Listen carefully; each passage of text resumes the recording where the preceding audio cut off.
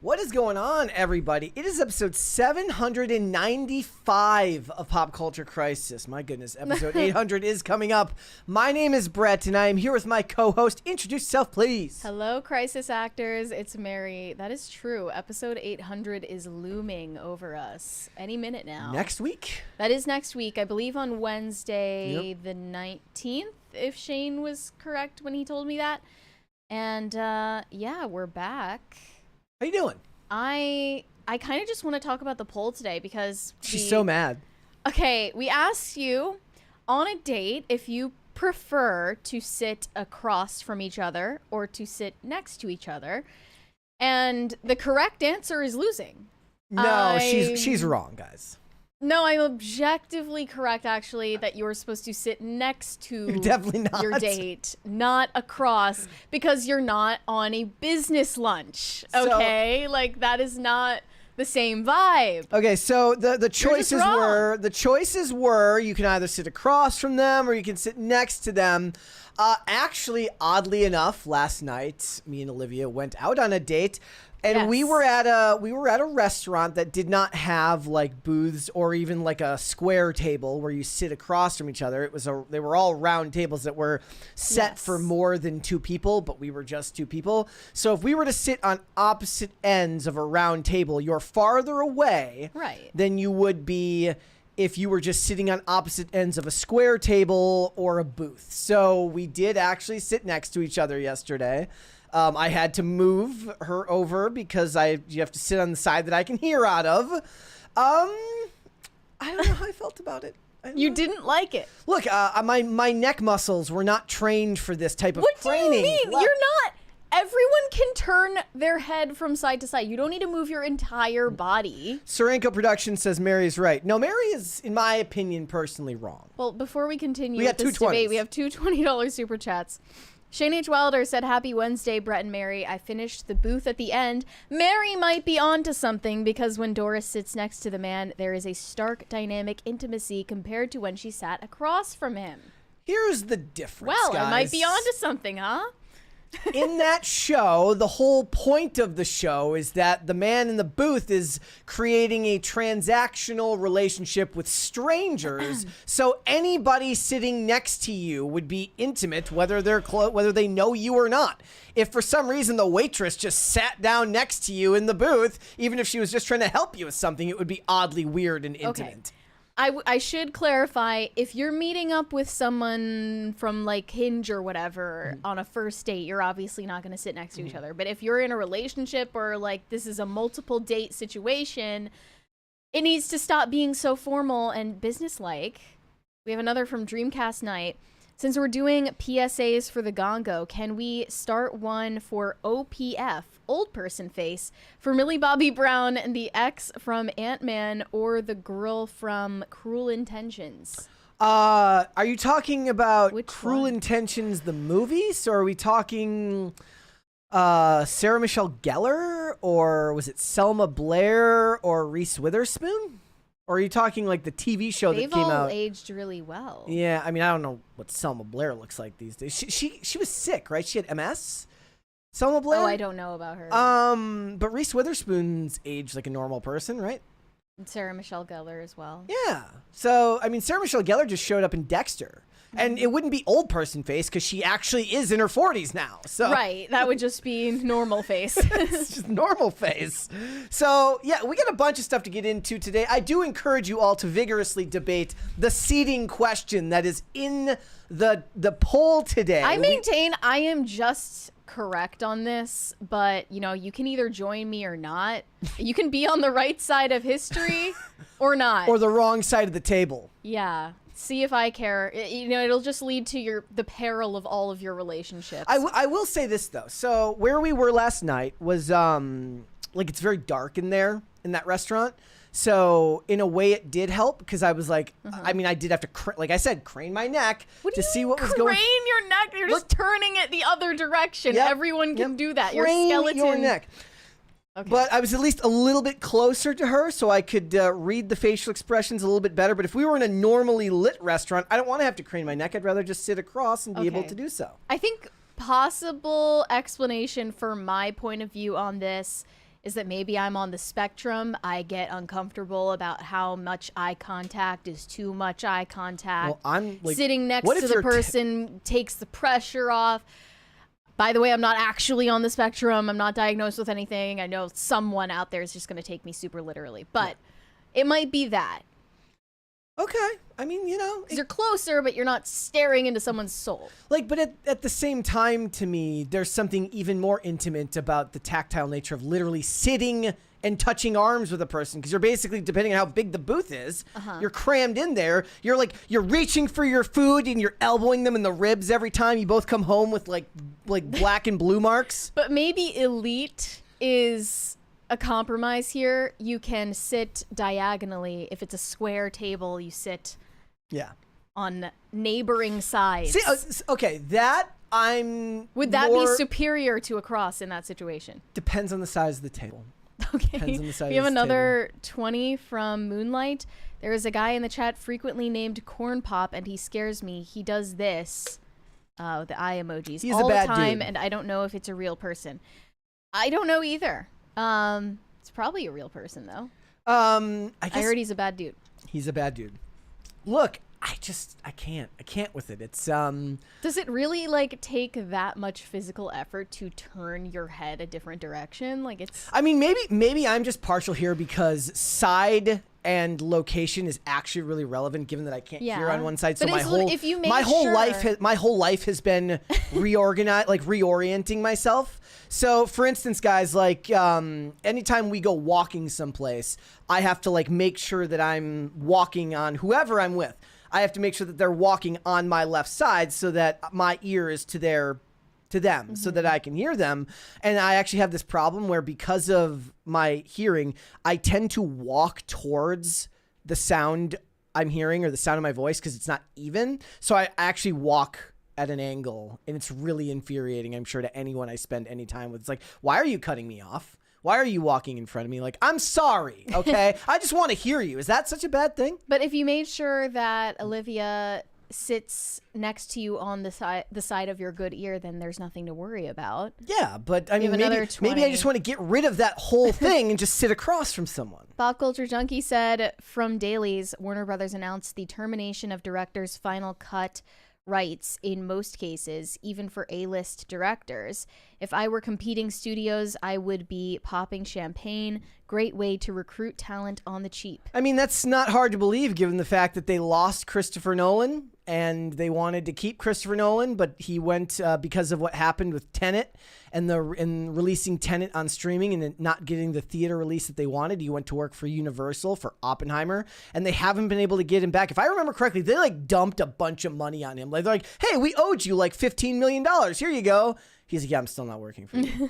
So, you know, maybe it's also one of those things is like, if you're if you're a guy and you're in a restaurant, you want to be positioned in a way where you can see what's going on around you anyways as a form of threat assessment with whoever you're with. Well, okay, then you sit on the outside of the booth and also on the side that is facing the exit. She's on the inside of the booth. This also means that like so anytime we're walking this direction and the street's on this side, I just have to do myself to not being able to hear Olivia because I have to be facing the cars. She just knows not to speak. Yeah, it's like be quiet while we're doing this. I'm being chivalrous. Yes. All right, guys, we have a bunch of stuff to get into today, but before we get started, hit the like button on this video and subscribe to the channel if you are new here and you have not subscribed here yet already. please and thank you. It is the best way to help this show grow is to share the video out with your friends and your loved ones and everyone you know, and to subscribe to the channel. If you are not subscribed, those are the best ways to help this channel grow organically. So thank you guys so much for that. So what are we getting into today? Well, somebody in the chat asked before the show got started, what is a Millie Bobby Brown? Well, a Millie Bobby Brown, first of all, Mary despises your ignorance to the situation. Well, yeah, I just hate when we talk about celebrities, and that's obviously a cornerstone of what you do on a pop culture show, and people say, who? Are you an owl? Yes. Who? Is that the only sound you make? Are you an owl? You can actually crane your neck 180 degrees. Millie Bobby Brown is still going on her one-woman jihad against the journalists who are criticizing the fact that she looks older than she is. So we're going to follow up on that story. We're also going to talk about Blake Lively and a supposed history of racism, according to a bunch of people who don't like her. Yeah, well, I mean, it's not completely unfounded. She did admit to doing blackface, but the rest of it is... It was the 90s. There's this kind of disparate way that the Blake Lively haters are trying to get woke people on their side. It doesn't seem to be working. Yeah. So we're going to talk about that. We're also going to talk about this brand new trend for all the gentlemen out there. Are you trying to look more masculine when you might just want to shave off your eyelashes? This recalls the great eyelash debate of PCC past.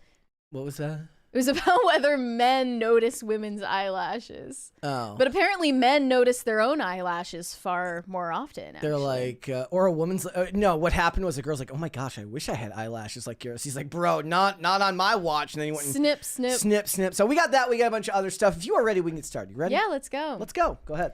Ahead of the release of Jurassic World Rebirth, which I must say is just dinosaur box office slop. I love it. Scarlett Johansson says that she is being pressured to promote the movie on social media and join Instagram at long last. She refuses to do so. She might actually believe that she is above creating an Instagram account because she is one of the last true movie stars who doesn't need social media followers to justify her fame and relevance in the industry. I mean, it's for the most part true.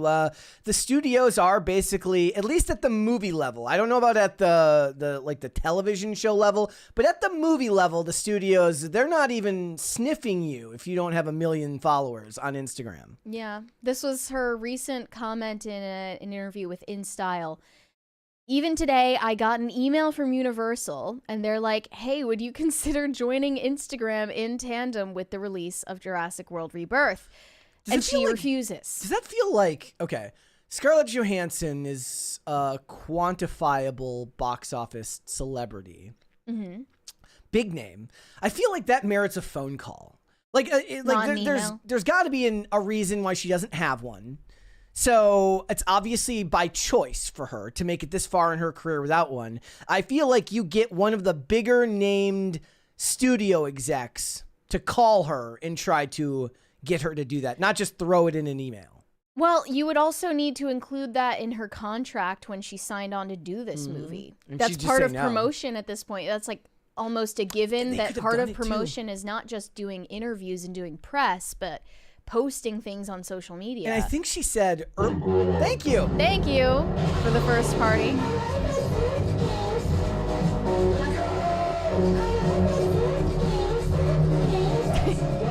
If I remember correctly, you were saying? Party.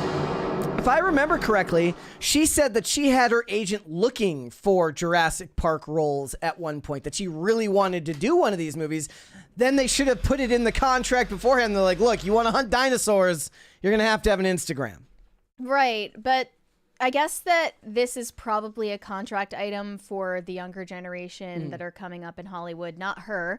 She's 40, so I just don't think that this appeals to her, like having a social media presence.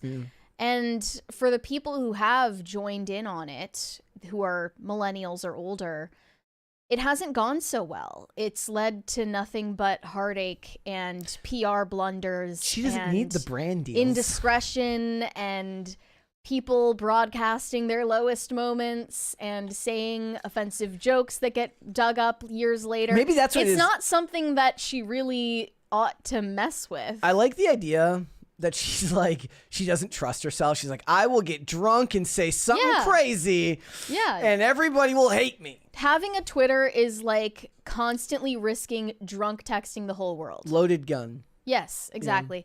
And plenty of people have done that. So she's smart to make that decision. But it reminded me of comments that we heard from Maya Hawke earlier in February. Yeah, we were going to cover this and we just never did. We just never got around to it. Oddly enough, because she's not as big of a star as Scarlett Johansson. Well, she's a Nepo star. Maya Hawke says that producers are now choosing cast members based on a collective amount of Instagram followers they have. And she's railing against this new normal in Hollywood. Think of every one of those Instagram followers as a built-in, like, advertising, like, demo. If you're to believe that they are all real people, yes, and not bots. I mean, even if they actually engage with the content. Imagine they say half of them. Okay, 500,000. The conversion rates are there. Yeah. So let's listen to this clip here. Sucks. Right, but just so you know, if you have over this many followers, you can get the movie funded. Well, I want to make the movie, so like it's a really confusing line to walk. And I've talked to so many smart directors who tell me that they get I'm talking to them about how I'm going to delete my Instagram, and they're like, just so you know, when I'm casting a movie with some producers, they hand me a sheet with the amount of collective followers I have to get of the cast that I cast. So if you delete your Instagram and I lose those followers, understand that these are the kinds of people that I need to cast around you. So and so there's a... So it's like, go ahead, delete it, but then I have to put Logan Paul in this movie with you so that we hit our social media quota. It's confusing, and I find I'm thinking out loud with you right now. I think this will be a lifelong question for me. Okay. So it's not just needing a certain amount of followers to get cast in a movie. It's also on the end of directors and producers, which Maya Hawke is aspiring to be, where you cannot get your movie funded by a big studio unless you can add up these collective followers among the cast. It reminded me a little bit of this thing from Christina Ricci the other day where she says, I want people who Hollywood to be run by people who love film and TV, not corporations. And all I can think about when I say that is like, have you looked at the budgets of some of these movies? Like they can't, like, this isn't your passion project. This isn't your $200 million, $100 million. Look, every episode, like The Acolyte cost $180 million to make a slop television show that nobody watched. It would have been a lot more likable for Disney, or a lot easier for Disney to eat that cost if they spent a quarter of that amount on that show. But when you start making movies and television shows that cost in the hundreds of millions of dollars, you're not going to have anything run by people that love stuff. It's going to be run by people that love money. And a lot of times the people that love money have the wrong ideas because they don't know what sells or what works, but they're the ones with the money, so they get to make the call. If you want to be the ones who make the movies, you're going to have to be the business savvy producer. It's why a lot of actors are now trying to get into producing earlier than they used to, because they want to have a say in how things are made. That's the best thing you can do, but you cannot blame the studios for hedging their bets and making slop when nobody goes and watches the avant-garde. Like I said, they released... Anora won Best Picture 5 gazillion Oscars and made all of $1 million last weekend at the box office. Nobody cares about the stuff that the art house people make. I would like to point out, though, on the other hand, that a lot of the big blockbuster slop movies are not making their money back either. No, they but just cost more and make more at the same time. And on paper, there's more, like, and it's not even about making a specific type of movie. It's about movies tied to intellectual property. Mm-hmm. So it's like, yes, we're going to make Jurassic Park, and maybe it makes a lot of money, maybe it doesn't, but we're going to be able to make toys. We're going to be able to make merch. That's true. We're going to be able to make all of these other realms of production. It was like, is anybody making Anora merch? Where is that? Is that at the local sex shop? I was thinking about this in relation to Anora. Is there a lingerie line? So Anora grossed a total of $46.9 million worldwide. Domestically, that was $18.3 million. Okay. And then let me look up the budget. I'm sure it was able to make its money back if it made 46.9. Yeah, the budget of Nora was $6 million. Yeah. So it definitely made its money back and was profitable. Smaller budgets. Because they absolutely swept at the Oscars, it's not just the accolades for the accolades' sake. I think that financiers in Hollywood check on how things perform in award season to see what kind of thing they want to finance in the future. And there are genres like horror movies that usually make good money on smaller budgets. But when they make these smaller budget movies, look, there's just no guarantee that it's going to make its money back. But then you have examples like Mickey 17, which cost like $118 million to make. Should have never cost that much. It's losing. What do you do?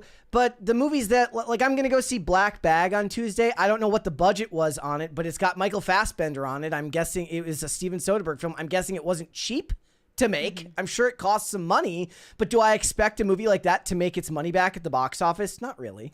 Well, Ethan Hawke, Maya Hawke's father, who, by the way, feels super duper comfortable watching her do sex scenes, added on his own thoughts to this subject. He said that it is crazy to cast actors based on Instagram followers. Sometimes I'll be setting a movie up and someone will say, "Oh, you should cast Susie." And I'm like, "Who is she?" And they say, "She has 10 million followers." I'm like, "Okay, cool. Has she acted before?" "No, but," and you're like, wow, so this is going to help me get the movie made? This is crazy. Yeah. So if I don't have this public facing platform, I don't have a career. And if I get more followers, I might get that part. So many young actors that think being an actor is protein shakes and going to the gym. Go to the gym if you want to, but that doesn't make you. Robert De Niro is not great because he has a six-pack. If the part calls for it, he'll do it, and that's awesome, but he's so much more than that. So it's not just the Instagram following aspect, but the image you project on social media as well has to do with the type of roles you're considered for. He was part of a completely different generation of Hollywood. Like, the joke is always like, you look at Bill Murray and Dan Aykroyd, that's what a movie star looked like in the 80s.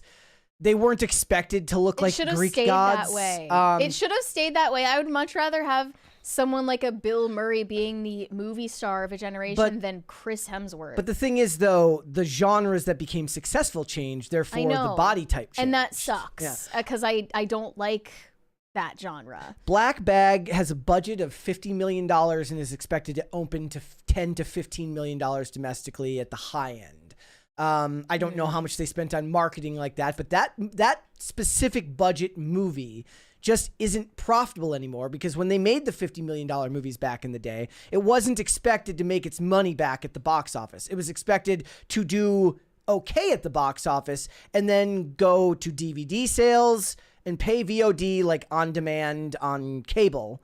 And that's where those movies really made their money anymore. There isn't a market for that anymore. The market for that now is it goes straight to streaming. It might spend some time at pay VOD, but people are like, I'm not going to spend money on a generic movie called Black Bag if I don't know anything about it. And they're going to wait and maybe they'll watch it on streaming. Streaming cannibalized that way for them to make money. So now for the studios to greenlight those types of projects, they have to get big actors involved, which inflates the price. Mm-hmm. They can't do it with lesser known actors anymore. What about The Brutalist?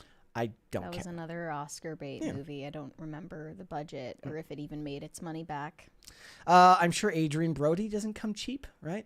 No. Yeah. So it is what it is. I think Scarlett Johansson is proof that there are only a couple of real movie stars left. That's not going to be the case for very long. No. After a while, they are all going to be protein shake drinking. Because I just look at Madeline Klein and I'm like, you're like Instagram as a person. Yes. Like, you are Instagram personified, and I don't really think that's good for art. Well, and I said to this, I said, when I saw the trailer for this movie, there's like one shot of her in her aviator glasses at a table, and she has more charisma in her left pinky than most actresses have in their whole bodies. Just like Angelina Jolie in Eternals. That whole movie was slop garbage, looked like dirt, had nothing interesting going. But Angelina Jolie, in any scene she was in, brought more screen presence to this unbelievably forgettable movie and role than any of the other actors could, trying their hardest. Like, Richard Madden is considered like a pretty big actor these days, and he is dwarfed by the charisma of the likes of Angelina Jolie. Yeah, so that generation is passing away. All right, let's move on then. The slow, brutal train wreck that is Meghan Markle's career, still ongoing and still getting worse, as With Love, Meghan is airing on Netflix and more people are criticizing it. I don't imagine she's taking it well, but it appears that her estranged father has now joined the chorus of haters. I did not expect this massive twist in her story. They haven't spoken in years. She actually cut off her relationship with her father right as soon as she got married to Prince Harry because he failed to show up to her wedding after having 2 heart attacks. Literally like the day before he was hospitalized. Are we missing information? Like, that feels like one of those stories that's so bad that I feel like they're leaving out details. We'll get into it. The Daily Mail released an exclusive interview with her father, Thomas Markle, regarding the reception of her new Netflix show. 7,000 miles away from Harry and Meghan's enclave in California sits 80-year-old estranged father Thomas Markle, whose mother, Doris, is the grandmother Meghan so lovingly refers to in her new Netflix series. Thomas Markle says that while Doris, who died in 2011 at age 91, adored Meghan, she would be spinning in her grave at some of her granddaughter's latest claims. One of them being that she's wholly rejected the Markle name. She is insisting, quite rudely actually, that everyone referred to her as Meghan Sussex instead, even though she has abdicated her role in the royal family. She wants to be referred to that way to honor her little family, not her extended family. And she rudely castigated Mindy Kaling for referring to her as Meghan Markle in a very awkward moment in the show that I was surprised even made it in the final cut. It makes you wonder how much they even had left to cut out. Like, if that had to be in there, like, how does this not end up on the cutting room floor? And it makes me wonder, actually, if the people putting this show together did not have Meghan Markle's best interests at heart and wanted her to come off as out of touch and mean. Because they're placing so many awkward moments in the show that make her look terrible. It's like how they make the Kardashians look a specific way in the show. They know they look that way in the show. Speaking for the first time about Meghan's latest foray into show business, Emmy award-winning Thomas Markle told the Mail on Sunday, quote, "My mom loved Meghan very much, but she would be disappointed to hear that Meghan no longer wants to use the name Markle. She would be my mother was proud to be a Markle, so am I. Meghan never had a problem with the name until she met Harry." He says, "Now I have to say, I'm Meghan Sussex's dad." So this is where they clarify the breakdown of their relationship. Mr. Markle was cut off by Meghan Markle after suffering 2 heart attacks on the eve of her wedding to Prince Harry in 2018. She says, they had Thomas Markle's comment, "I still don't know why she dumped me. She never forgave him for missing her wedding after suffering 2 heart attacks and being hospitalized." I feel like, just speaking rationally, that's something that he's leaving out some details. I'm sure that there's another side to the story that we're not hearing, but from what it appears to be, this doesn't look She's good. just like, how dare you have a heart attack on my wedding day? She later accused her father of failing to get into a car that she sent for him, even though he was in the hospital at the time. She's like, and I didn't get a refund on that Uber Black. He has since relocated and lives in the Philippines, and he says the thought of watching her Netflix show is too painful. Quote, "I haven't seen the show, but I have seen a ton of clips and read many stories. I might sit down and watch it one day, but I'm not sure." It would be funnier if you watched it and just criticized the lighting. Yeah, because that's why he's an Emmy award winner. Yeah, he worked in show business for a long time doing photography and lighting on, like, soap operas and random shows. I love it. Yeah, he also raised her on these types of Hollywood sets. I wonder if he as was well. like, I wonder if she's like, Dad, I'm going to be a briefcase girl. Yeah. And he's like, yes, this is your ticket to stardom. So begins her obsession with being a star, I think. See, maybe that's what she should do. She should get a briefcase sponsorship. If she had the humility. Yes. You know? Samsonite. I was way off. Thomas Markle believes his daughter comes across as inauthentic in the show. He says, cooking shows are horrendously boring unless the presenter has a passion for it. You have to be authentic to hold people's attention. When you're stuffing the turkey's ass, it has to look like you're having fun doing it. Unfortunately, Meghan has never been authentic. She has to think about everything. She's not spontaneous. Everything she says is pre-planned and rehearsed. It makes me laugh because I know all of her looks and expressions. I know when she's faking it for the cameras. She's trying so hard to be perfect that she tenses up every time the camera is on her. The best cooks are funny. They mess up. They're human. She just wants to be perfect. It's sad because she's trying so hard to stay in the limelight. Yeah. So even he notices the idiosyncrasies and the way that she acts when she's on camera versus in real life. That tells me that she was better off remaining in the actual profession of acting rather than doing something as a lifestyle brand or anything that's supposed to involve your supposed authentic self, which, let's face it, most people who do content like that, it's not really their authentic self, at least not entirely. Yeah, but Rachel Ray and Ina Garten, they're better at acting authentic, I guess. And that's a skill Meghan hasn't developed yet. The best social media influencers balance the ability to feign authenticity with a just insane willingness to overshare. Yeah, the new generation of that type is Rosanna Pansino. Yes. She is like baking on her YouTube channel and talking about how she smoked her dad's ashes. Like, people show up for that. That is a brand. Yep. At one point, Meghan claims she was a latchkey kid who grew up eating TV dinners. This is where Thomas Markle claims... He's like, sorry, I was working. Yeah. I was busy making sure there was food in the microwave. Well, he actually says that there are a lot of inconsistencies and she's telling lies about her childhood to seem more relatable or like she grew up in a more humble circumstance than she did. They actually grew up with plenty of money and never struggled, according to him. And it's because he worked in show business on multiple jobs at a time. So here is what she said in full. I grew up with a lot of fast food and a lot of TV tray dinners. It feels like such a different time, but that was so normal with the microwavable kids' meals. Like Thomas Markle says that Meghan lived with him full-time from the age of 11 until she went to university at the age of 18 after her parents' divorce. It's like the clip of Victoria Beckham and David Beckham. Exactly. No, be honest. Be honest.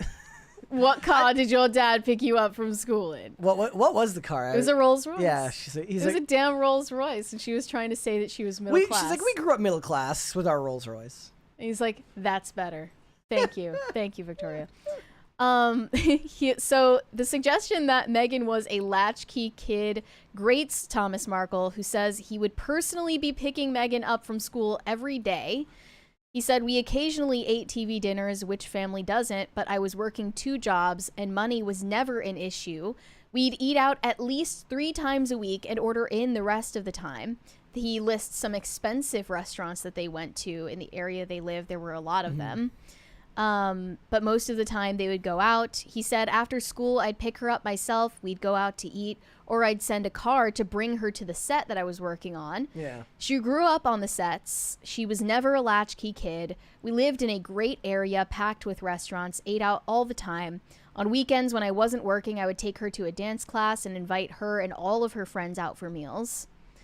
So she's telling this story of the relatable, American middle-class life, which she didn't have. Which is antithetical to the idea of authenticity. It's actually, like, if you really think about it, she got her heart set on this specific narrative around her childhood when the life she lived is actually more interesting because it's less relatable to people. Like, people are would be more interested to hear about the life of somebody who grew up in such a unique family where the father worked in a profession that most people just aren't ever going to be involved in. Yeah. Like, tell stories about being sent a car to go on set. Right. Like, I just think about the way that Gigi and Bella Hadid were raised. They have never pretended that they grew up in a normal way. Yeah. Like, you can sell yourself on your personality and who you actually are without being relatable. Yeah. There can be someone who, you know, no one's ever met anyone like them before, but there are still aspects of them that draw people in, and I guess she just doesn't have those. This part, I disagree with her dad. He says that she should focus her show on helping middle-class women make food in a way that is, like, within a budget. Cooking dinners in a budget. I was like, no, actually, she doesn't look relatable. You would have to be a Rachel Ray looking person to do that. Yeah, like, lean into the fact that you're an elitist. Yep. Don't pretend not to be. Have all the edible flowers you want. But then he criticized her for making this spaghetti recipe. She calls like one pot spaghetti. And everyone's been clowning on her for it. And I also want to defend her on this. So she fries vegetables, adds raw spaghetti into the pan, and then adds water after, and then puts the lid on. I've done this before. If you toast those noodles before you put in the water, it just adds like a nice texture. I think she's right on point with that. You know who's somebody, an actress who does this stuff and went into this realm is Tiffany Amber Thiessen. She does a lot of like, her. She's, Let me look her up. I know her she's from Saved by the Bell, but she's also from White Collar. Oh, that's right. She's also from White Collar. And she does a lot of cooking content now. Yeah. But she looks like she looks like a Rachel Ray. Right. Like, she looks like a lady who likes to cook and does. That's all I'm saying is like, maybe you don't need to make the affordable meals because you don't look like a person who cooks affordable meals. Yeah, Meghan. no, I would happily watch a show about Meghan Markle's tea parties with celebrities. It doesn't have to be relatable for me to enjoy it. Now, another person who agrees with Thomas Markle on all of these points is a celebrity chef that, I kid you not, is named Jameson Stocks. I cannot believe this person exists. He criticized With Love Meghan in an interview, calling it terrible, everything. The music is slow, it's lethargic, painful to watch. He said, I think she should go back to acting. She's a good actress, in real life or on screen. People should stick to what they do best. And he says that after making those comments, Meghan Markle's army of fans came after him and launched death threats his way, which left him utterly floored. I don't know if I believe this. I don't know if I believe that Meghan Markle has more fans than the deranged women that were in that selfie with her. Yeah. At the New York launch party. Those 12 women? Those like 12 women are the only Meghan Markle fans that exist. No, I'm in sure. my perspective. Look, there's already a Who lot are these people? There's plenty of people who got involved with her because of because people follow the royals, right? Yeah. Like, I'm sure some of them defend her. I feel like she's been kind of universally hated The fans of the royals probably hated her, but yeah. Yeah. But then Americans who don't care about the royal family were more amenable to her. She was very, For a while at least, not anymore. She was very popular in Suits. I'm sure some of them followed over there. Women love to follow other women who do lifestyle content, even if apparently it's bad. Mm-hmm. So he says to the Post, I started getting death threats and all sorts of nasty messages. And I'm thinking to myself, I've not gone in on somebody personally here because that's not something I do and would not do. It's something that's just not in my nature, to be honest with you. He says there are hundreds of hateful messages he's received. And then all of a sudden I'm getting death threats and I'm thinking, what the hell is going on here? I have nothing against Meghan Markle. I never personally attacked Meghan. I never once did that and never would. I have zero interest in anything to try and bring her down. My only interest was I didn't like the show, and that was it. He's like, look, when you start making bad food shows, this is where I draw the line. It's quite literally his business. Yeah. And then I also saw a piece from Maureen Callahan, who is a columnist at the Daily Mail, titled, "In Mean Girl Meghan's new Netflix show, rage seems to simmer just below the surface, threatening to boil over and expose humiliating truth." Love it. I just love the drama of it all. I love it. I think I can tell in the scenes that have been posted so far, she is kind of trying to micromanage everything and get the right shot and the right angle.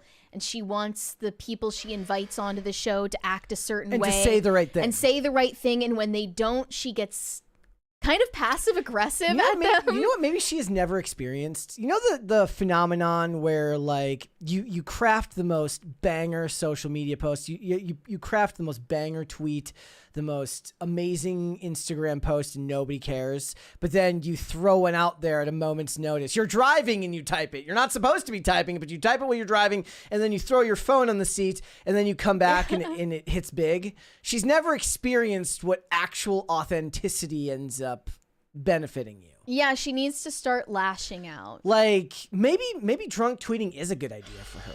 Maybe She needs to like go the Roseanne Barr avenue. The Ambien, just like go on Ambien. Ambien, Yeah. say what you need to say, have a total crash out. Yeah. I mean, the problem is though, is That would be like more real that's a than lot any of easier this. to do when you don't have like $20 million deals with companies. Right. Like you can do all of that before you get the $20 million deal. And then ideally the $20 million deal that you get is akin to your personality, but she got the $20 million deal on a personality that isn't really authentic. So she's kind of trapped. Well, the naysayers are claiming Meghan Markle is doomed with Netflix. They're not going to renew her show or do any more content with her. But ironically, I think it's Meghan Markle's army of haters that is keeping her relevant and contributing to her success. Allegedly, hate watching is making it one of the top 10 shows globally on the streaming platform. Well, Harry and Meghan came in second. Which one? Behind Wednesday. The first one that they did. Oh, the docuseries Yeah. that came out like a couple of years ago. That was really highly rated, but the cooking show is still making the top 10 globally and in America and Britain despite negative reviews. So really, her haters are her biggest fans. It's time for her to just lean into it and you know, maybe just lean into the worst aspects of the personality that she's trying to hide. Like Mindy Kaling says something she doesn't like. She's like, "Will you shut up?" And then put that in there. You're lucky to be here. No appearance fee for you. Aren't you grateful that I sent you jam? I'm gonna give you the peanuts in the regular packaging, not the fake packaging that I make. Or even better, To Trader Joe's with you. Not that SNL is funny anymore. I'm just saying the gesture would be nice if she guest starred on SNL somehow. And they made a skit or two about her and Harry. Yeah. Just She has to be some able to laugh at playful herself. jokes. Nothing serious. She has to be able to laugh at herself. It's also, now that you're American, you don't need to act like you're some kind of foreign dignitary. Mm-hmm. Relax, chill. Chill. Basically, is my message. All right, so let us move on then. So you've probably asked yourself by now, why is the new Snow White actress not white? Could it be that Disney is forcing some kind of diversity quota down our throats? No, I'm telling you the real reason today just is this revelation that everyone's had. It's actually because the backstory of Snow White has nothing to do with her skin color. And she, at least according to the new plot that Disney has come up with, she survived a snowstorm when she was a baby.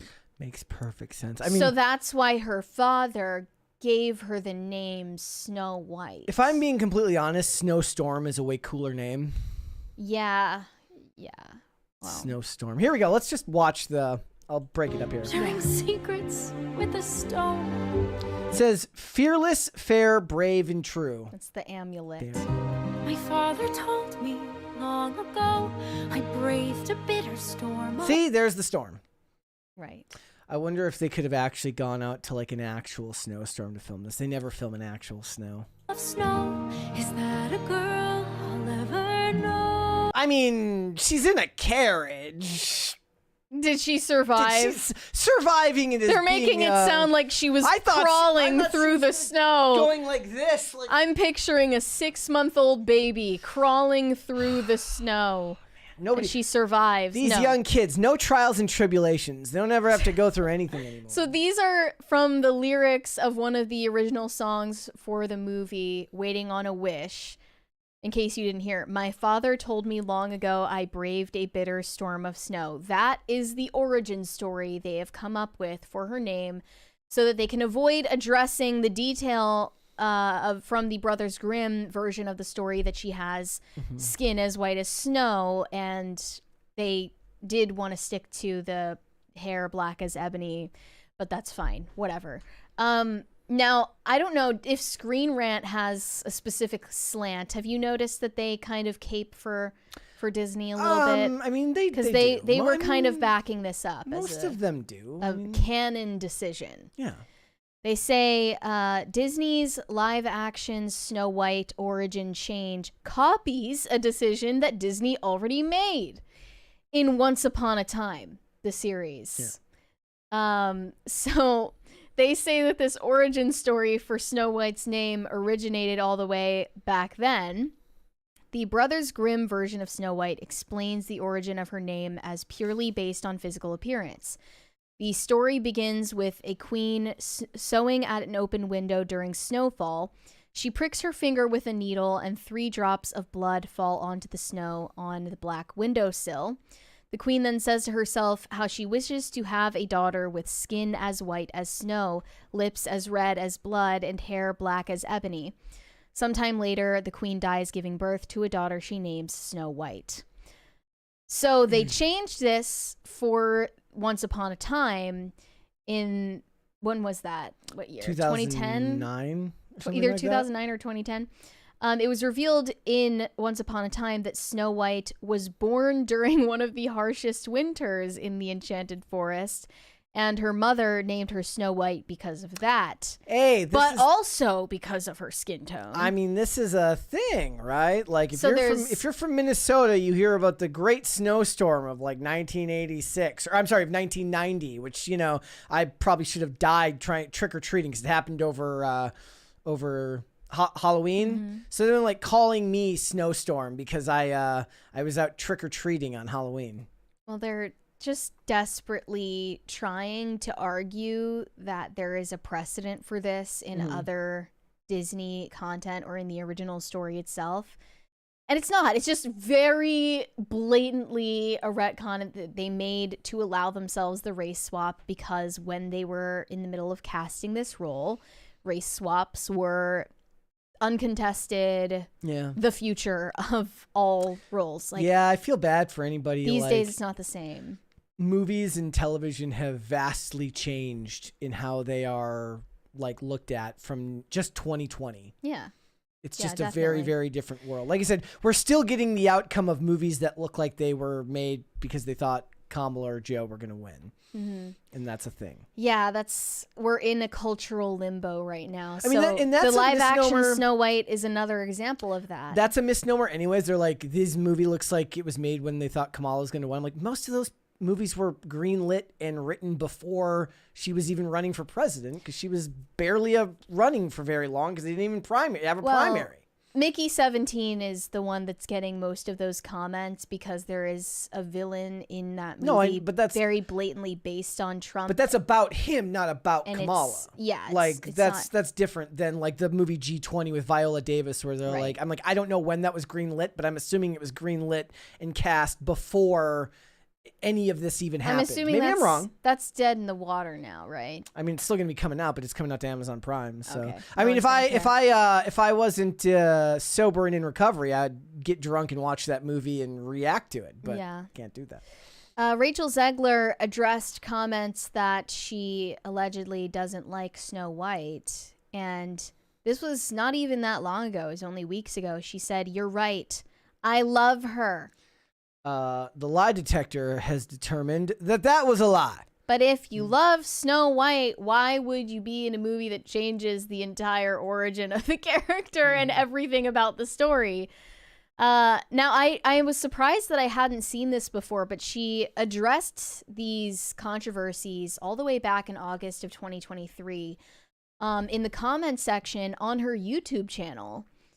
I had not seen these comments before, but she wrote this very, very long response. So this person commented, "In some interviews you said it's extremely dated, and I understand it's an old film, but other than that, what is really outdated about it? Just because she finds love and gets kissed by the prince? I know it was made a long time ago, but sometimes seeing hopeless romantic stories come true is all some of us that love the original want to see.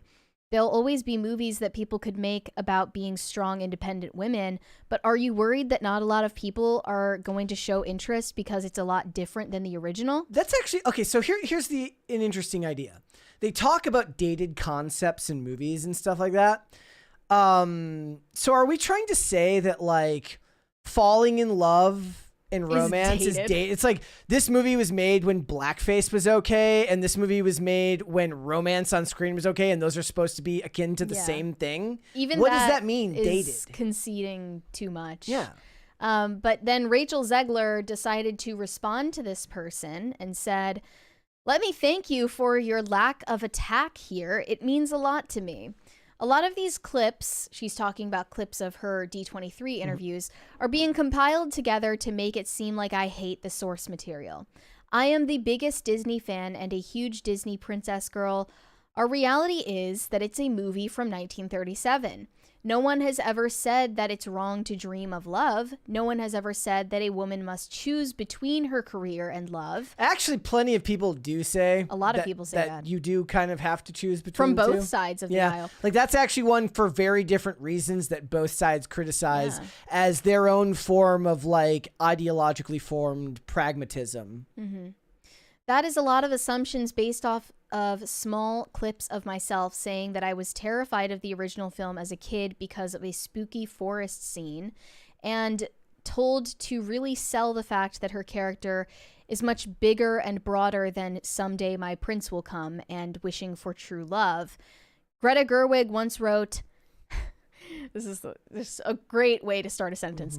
Greta Gerwig once wrote, "Just because my dreams look different than yours doesn't mean they're unimportant." But she also wrote, "I am so sick of love being the only thing a woman is fit for.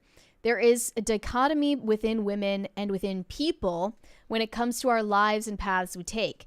The path I've taken in my own life has been very work-focused, and I found love along the way." I don't remember the last time anyone said love was the only thing a woman was fit for. I don't remember the last time it was even the focus of these types of things.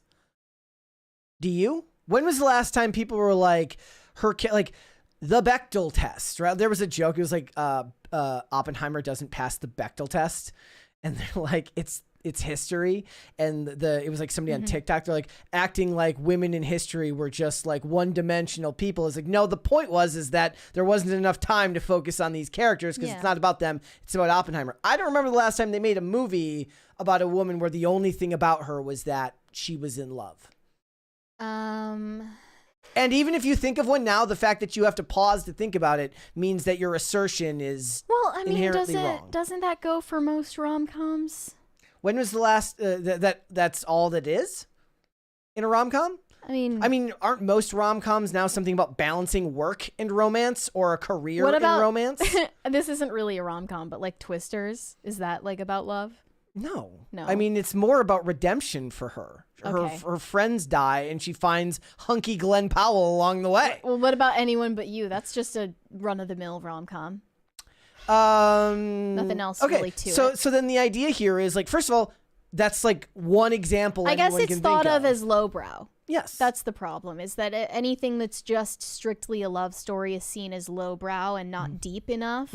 Here's the problem. You're going against the instincts of women to not make more movies like that, because a fully formed woman in the real world who has a job, who has a career, who has maybe even a husband and kids can still watch a movie about a woman falling in love and understand that that's not all she is. So she finished here, no one ever said that couldn't happen for Snow White, just that it isn't the basis of her character this time.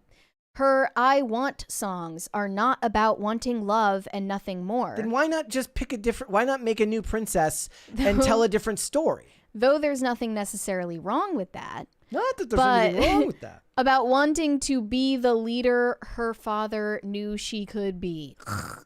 People complain about remakes because there are no original ideas, and then they complain about the changes that many brilliant minds have thought of to make them more original. It's kind of frustrating. Because you're supposed to make the original ideas part of an original movie, not part of something that already exists. How could you miss the point that badly? Yeah. People complain about remakes because there are no original ideas, and then we make remakes and they're still complaining. What the hell? Yeah, because it's a remake. That's why they're complaining, because it's not original and you're just changing something that was. It's insane. How can you miss the point? Like, it was just whoosh. No, here's the thing. I think that she gets... Is that just being dishonest? I think that she gets the point and just doesn't want to delve into it further. I refuse to believe she's smart enough. She's a career woman. She's made millions of dollars as an actress. I'm sure she's not dumb. She understands the difference. I know she's not that dumb. That's for sure. It just seems willingly ignorant. So yeah, that's Rachel Zegler's official statement on that. Yeah, it's very silly. And again, if you made an original Disney princess movie with a new character and you made it these things, people still might criticize not having a romantic interest in it, because a lot of times these days they feel like they go out of their way to avoid those storylines because of traditional modern woman. But you're going to get a lot more leeway when you do something original. That's why there isn't a bunch of complaining about race and gender swaps when it's something new, because it's not swapped. It's just diverse on its own accord. Mm-hmm. Like I said, go watch the Fast and the Furious movies. It's like the most diverse movie you'll ever watch in your entire life. Although, I will say, like, The Acolyte, for instance, original characters... Well, it still has to be good, but I'm saying... Original characters... They were picked and chosen for diversity purposes, in my opinion. But it in Star Wars is a loaded gun in that realm, because it's so different from the original material. But if you're just taking in an original movie, what is Blake Lively's new movie? Another Simple Favor. And there's a bunch of characters in there, and everyone's like, they're all white. Mm-hmm. Like, you could have very easily made that movie diverse and nobody would have cared. Yeah, but they shouldn't. But I'm just saying they could have, and that's a lot of times what they end up doing these days. And it doesn't mean the movie's not going to suck, and it doesn't mean that people aren't going to complain about aspects of it, because if you cast someone and they suck, unfortunately nowadays people tend to go towards race as a reason for somebody sucking at acting, because they feel like they got hired ahead of a bunch of other more qualified people because of diversity quotas, and that's not inherently necessarily true. Mm-hmm. There's plenty of white actors who also suck. But the point is when you swap them out, that is immediately the first thing that they will go and criticize. Right. So, yeah. All right, let's go. And what would you like to see? Cringe or cute of the day? Let's see cringe. All right, let's do that then. Cringe of the day. So remember Bikini Beans guy? Yes. He has fans now. This is what you're going to see. I love what you're doing. I love what you're doing. You're wearing no pants. Are you fucking stupid? I can't goon! I can't goon! I can't goon! I can't goon! Hi, Dan. How's it going? Good. Do you have a water cup? Good. You do have to purchase something. I can't get a water cup? We don't allow filming. Were you here last night? No, what's that? Yeah. Go ahead and turn it off. I can't goon! I can't goon! You killed that man! You killed that man! You killed that man! You killed that Oh my God. man! You killed that man! You killed that man! R.I.P. Nautica, you killed that man! You evil, sick fuckers! Some top quality editing there. The sound design is crazy. Yes. The echo at the end. Emotional. Now Bikini Beans baristas are getting harassed. Because they drove a dude to... The Gooners. The Gooners have come out. The Goonpocalypse. Yeah, this is the Goonpocalypse. Okay. That's what we're seeing. Well, all right then. Let's do Cute of the Day. Palette cleanser, ladies and gentlemen. We have to do a palette cleanser here. My goodness. This one is from Roger. Nanook and Nala. Nanook is the 13-year-old husky, and Nala's the dog on the right. Our best buds. Very cute. That's a long tongue. Those are long shadows. Let's do one more here. This one's from Rico. Rocky resting up after anesthesia and x-rays for hip dysplasia. Been loving his Lammy too much. Lammy's over here. Hope for a fast recovery. Heal up. All right. Very cute. Remember, guys, you can submit your pets for Cute of the Day. Tag me and the show in there at Brett Dasovic on X. You can just tag me. You don't necessarily have to tag the show. And use the hashtag PCC Pets, and we will do our best to get it on here so that you can show off your animals. All right, let's get started. Let's get started.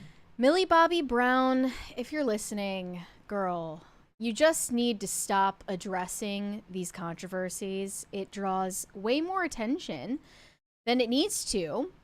So, in case you forgot, Millie Bobby Brown recently addressed journalists, members of the press, who are making money and clicks off of dissecting her appearance. And she recorded a video where she called them all out and said that this behavior is inappropriate and that she deserves to be left alone. And these headlines about how she allegedly looks older than her real age are not only uncalled for, but untrue.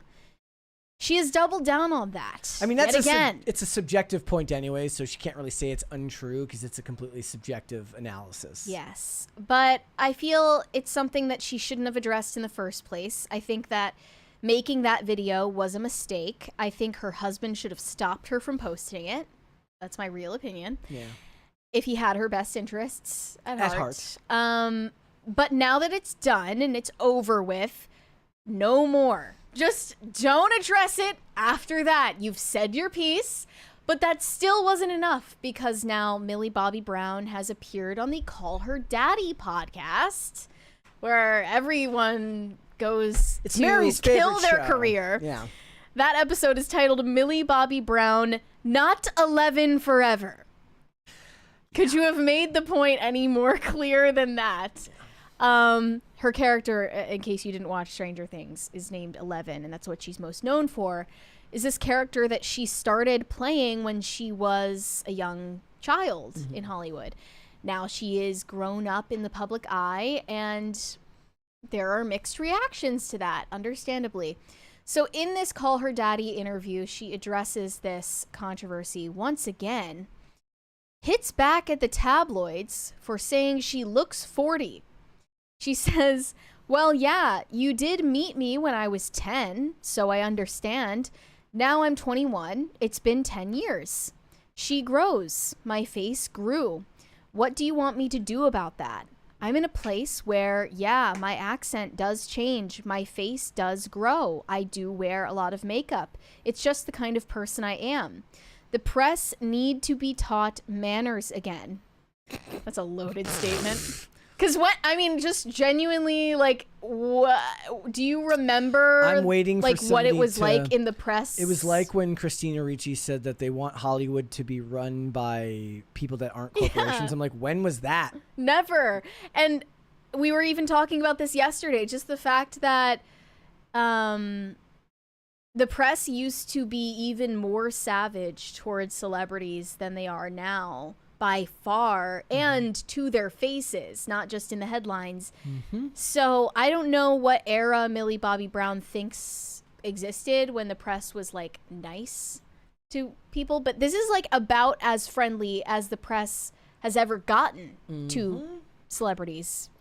Because they know that being polite and nice to celebrities makes people angry, and that gets them more clicks. Definitely. So she says the press need to be taught manners again. I think they need to go back to school and learn how to speak to people, be kind, and just understand that we're all growing people. We all make mistakes. Ultimately, the standards and stigmas against girls It's ridiculous. It's almost as if she's never heard of what a journalist or media outlet does and what they're supposed to do in her entire life. It's completely ignoring the purpose of the media.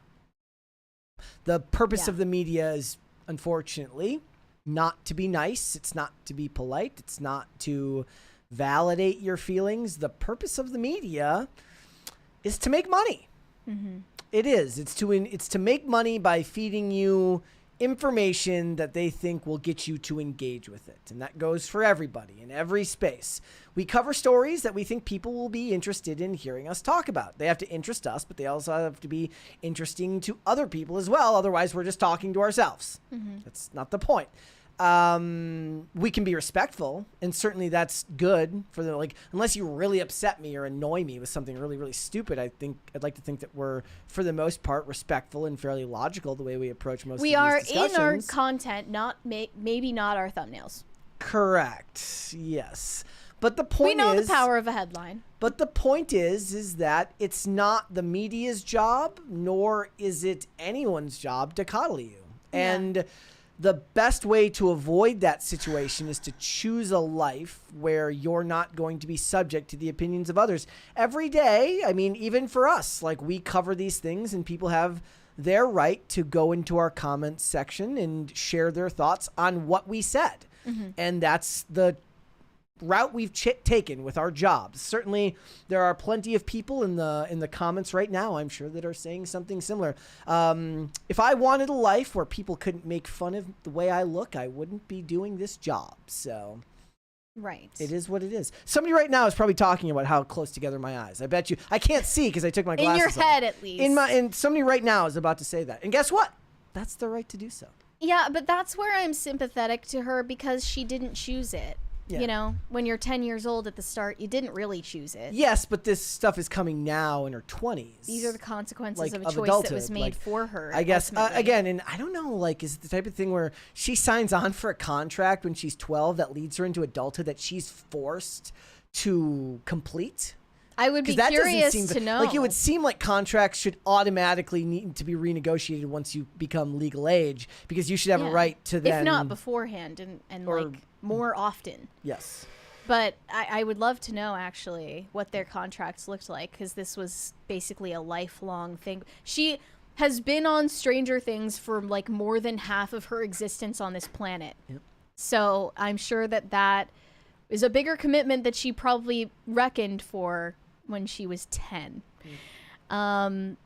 She also sadly says that the constant scrutiny really doesn't bother her.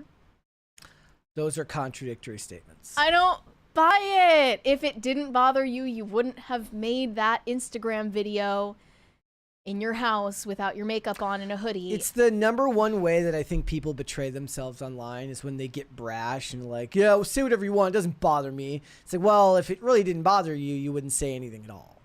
So, and guess what? It's okay to be bothered by it a little bit. But I think that for most people, the general reaction from the public is going to be like, well, you know, that's life. Millie Bobby Brown said the constant scrutiny really doesn't bother her. Quote, I wish I could be like, you know what? It does get to me. It used to get to me. It did. And I remember trying to change myself to please the masses. But now, that's me. I'm having saying, I don't look older. I've just matured. I'm having the eye separating surgery so that my eyes can be farther apart. I don't even That's not a real they've thing. come up with something for that, actually. Yeah, that's just cringy when you try to say that something it doesn't ring as doesn't true. bother you, but you're still addressing it like over and over and over again. Yeah. And again, like, people, like, it goes out of it leaves the news cycle quicker if you don't address it.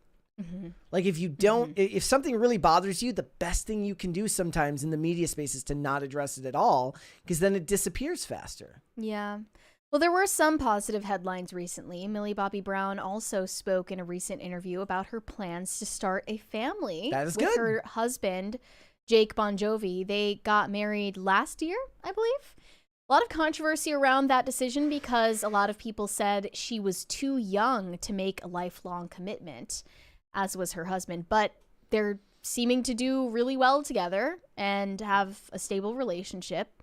She said in this interview... do you think they sit across the table from each other, or do you think they sit next to each other? I bet they sit next to each other. We should have her on if and they're ask really her. in love.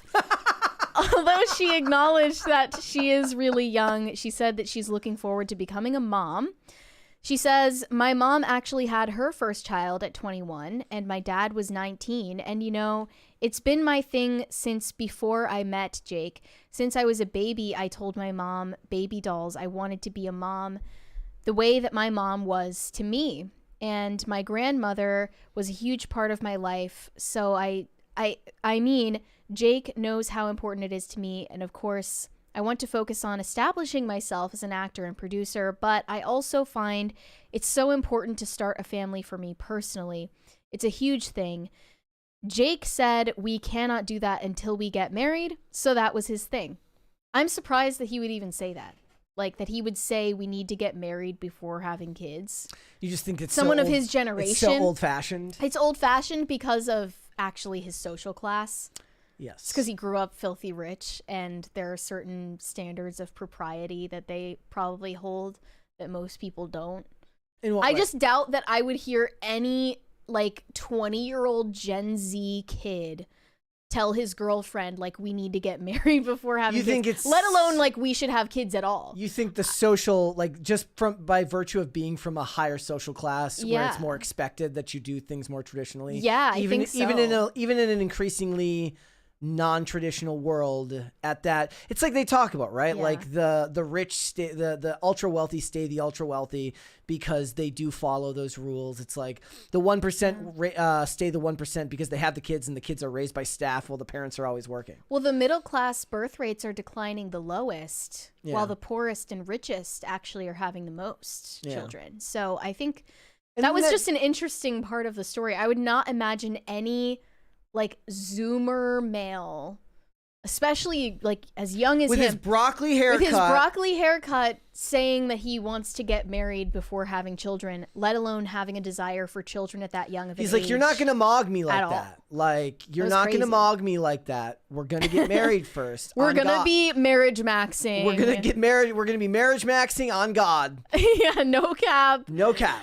And she says she wants a really big family, being one of 4. He is also one of 4, so it's definitely in our future. But yeah, I don't know. I don't know if she means one day as in never or one day as in soon, but I mean, imagine if she's having the conversation now. Yeah. Like, I feel like order of importance, if it wasn't on her mind now, she'd be talking about how she wants to do more acting or do more of this, and that. So it's clearly occupying her brain. she right doesn't now. care about movies. It's like, do you think? We love her for that. Do you she think- doesn't care a single bit Think about she listens to Bon Jovi? filmmaking? Does she? Oh, honestly, I feel like she never even, like, heard of his dad before. Like, meeting him. that's the funny part. That's is how young she is. She probably never, like, heard of Jake Bon Jovi's dad before like- meeting him. he had to play her living on a prayer in Dead or Alive. Yeah. Yeah. I wonder if Jake Bon Jovi has any talent. I don't know what he's doing. I always, like I said, I am always coasting. gonna have a soft spot for the kids of, like, the ultra. Because look, we live like in Jaden Smith. Well, we live in a world where a lot of times it's. Remember, it used to be like the first in your family to go to college and stuff like that. Now it's like everyone's desperate to stand out. And I imagine that for the child of an ultra famous person, like, normal people don't sympathize with them because they've got all their needs met and they don't need money. But that doesn't make, like, the social or psychological things that bother you any less real to them. Mm-hmm. So I imagine, like, if you're Jake Bon Jovi and your dad's like, or think of Bronny James, LeBron James' son. Imagine, like, going into the NBA knowing you're just never, ever gonna be as good as your dad. You're not. Yeah. You're not gonna be as good as your dad. And you have to learn to make peace with that and make your own way in the world. Now, some of them go into the same field as them because, like, Tiger Woods' dad instills an insane work ethic in him, and then he instills that insane work ethic in his kids. This happens a lot in the world of pro wrestling. Second, third generation pro wrestlers are a thing because the parents, first of all, have access to the industry and instill a work ethic in them. Or at the very least, the kid will come to them when they're in adulthood and say, you know what? I think I want to do this too. I want to give it a shot. And then the parent has to be like, fine, but I'm going to train you and I'm not going easy on you. But then a lot of the times they're not going to reach the same level of success. No. There are very few in the way of Randy Ortons who outshine their parents or their father.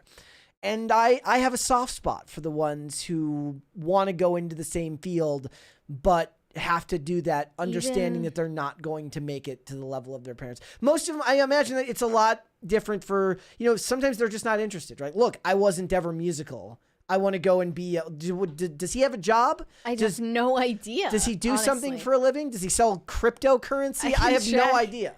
But, you mean you have a soft spot for Alabama Barker? Is she a musician? She's a rapper. Okay, obviously you're giving me the most incredulous of examples. Jaden Smith. I have a soft spot for John David Washington trying to take acting seriously, but not ever going to be as good as his dad. What does Jake Bon Jovi do for work? Yeah, I would like to know. He's okay. He has been involved in acting. Yeah, I think he's just done acting here and there. I see Charlotte Flair mentioned. I see The Rock. The Rock obviously outshone his father. The Rock being. Oh, I didn't even know that he had a connection. His father was his dad was Rocky Sr., and then his another family member was High Chief Peter Maivia. But wrestling is one of those things that a lot of times whole families end up going into. And I get it. But if we're talking acting, like, imagine going into acting when you're Denzel Washington's son. Yeah. It's just. Well, fortunately. Or Maya Hawke is not ever going to be Jake Bon Jovi's handling the pressure well. And by getting married. Building a strong foundation for themselves. That's sweet. Charlie Sheen gets mentioned. Good job. Yeah, Charlie Sheen, Emilio Estevez are both the kids of Martin Sheen. A whole family of actors. And a lot of people give Emilio Estevez credit for not taking the same stage name as his father and his brother, right? Brother? Or are they cousins? I think they're brothers. I think they're first cousins. Or are they cousins? Okay, they're all family. Yeah. Point being, it is what it is. Again, I understand why people don't like a lot of people in those positions because they feel like they get the work thrown at them, or they're going to get hired because they're related to their dad or something. And I think for somebody whose needs have always been met. You don't insult them by saying like, oh, you've got money when other people don't. No, you insult them by saying like, you're never going to be as talented as your dad. That probably hurts them more than your insults about their wealth. Definitely. That's just my thought. Let's read some super chats. No Control said, my neck disagrees with sitting side by side.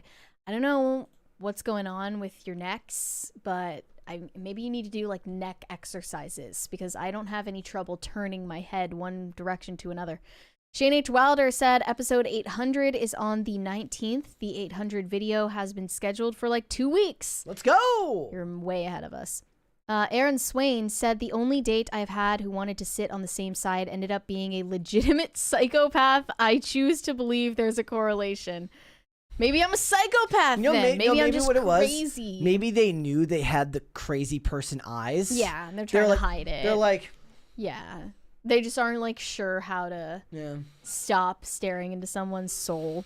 Shane H. Wilder said, Brett, remember the booth at the end ends with Doris sitting next to him, then making a deal for him to love her. It's been so long since I've seen it. I'd have to rewatch it. But. So I was onto something. Yep. Mason Miller said, Mary is correct. As always, my GF and I sit next to each other, her on the inner part of the booth to my left. She's a lefty and I'm a righty. See, it all works out. It all works out. I love these stories of all of you wrong people being wrong about wrong stuff. And that means if she's left-handed, you're right-handed, that means you're like reaching for the same thing. It's very there was a Lady and the Tramp vibes. There was a scene in Paradise where they're in a diner. him and Sarah Shahi's character. And he's like looking around and she's like, wow, I thought I knew like situational awareness, but my gosh. And he's talking and says, you know, if I was still doing my job, I would have considered that woman a threat. She's like, why? Because she's eating steak or something? Is no, because she can cut it with both hands. Like she's like moves the knife from one hand to the other, which is, I see. I guess, automatically a red flag. It's like, if I ever caught that observation, I'd make sure everybody knew it. So that you sound smart. Yeah. Let's hold off on the rest. We'll come back Okay. after the fact. Let's move on. In the midst of Blake Lively's legal battle with Justin Baldoni and allegedly creating a false Me Too smear campaign against Baldoni, some people are more concerned with digging up past controversies from earlier in her career and specifically accusing her of rampant racism. They're calling her Plantation Barbie and Plantation Khaleesi as well. These are her new nicknames, given the fact that back in 2012, her and Ryan Reynolds got married on a plantation in South Carolina, and some people were offended by that and never let it go. This was back in 2012. Their wedding took place at Boone Hall, a former plantation in South Carolina. Ryan Reynolds later on said in an interview that the couple are deeply and unreservedly sorry for choosing that venue, acknowledging that it was a place built upon devastating tragedy. And he explained that at the time, they viewed the plantation as nothing more than a wedding venue on Pinterest, rather than recognizing its historical context. He noted that such a mistake can either cause one to shut down or inspire action. So in response to the controversy, Reynolds and Blake Lively have taken several actions to address their past mistake. They've donated $200,000 to the NAACP Legal Defense and Educational Fund in 2020, expressing their commitment to educating themselves and raising their children to be anti-racist critical thinkers. They also launched the Group Effort Initiative, a self-funded diversity and inclusion program aimed at providing training and opportunities for marginalized communities to work on film productions. Yeah. So they are deeply committed to anti-racism in the Reynolds-Lively household. They threw a bunch of money at something and then never thought about it again in their lives. Yeah, I don't think that they cared at all about the impact. Much like any type of department like this at a company, it's a form of protection against people complaining. Right. Just like intimacy coordinators. It's not because they're committed to the safety of actors. It's that they're committed to the safety of the company not getting sued. Mm-hmm. That's what it is. Yeah, they just wanted to kind of come up with a laundry list of ways they could absolve themselves of this sin, right? And even back in 2012, I think that the climate was different. Yes. So it wasn't as loud of a controversy as it would have been in the 2020s. Well, yeah. I mean, even at that time, it's not like people would have been looking at, like, people just then would have started reading these headlines on their iPhone with their full, complete data all the time. Yeah. They can look at Facebook anytime they want. Instagram had literally just started getting popular. It wasn't the same social climate. And similarly, Blake Lively back in the day did a brand deal, some kind of brand ambassadorship with L'Oreal, where she promoted their foundation line called True Match. The focus of this was to promote a diversity of skin tones in their foundation shades. And she took the Elizabeth Warren road. She went full Pocahontas, basically, claiming that she is part of the Cherokee Nation in this promotional ad here. Let's see it. Are we watching this one here? Mm. Okay. Allegedly, Blake Lively lied years ago saying she's part Cherokee just to be part of a diverse L'Oreal ad campaign. California. I'm English, Irish, German, and Cherokee. So my family's sort of from Me when I'm Irish, German, and Cherokee.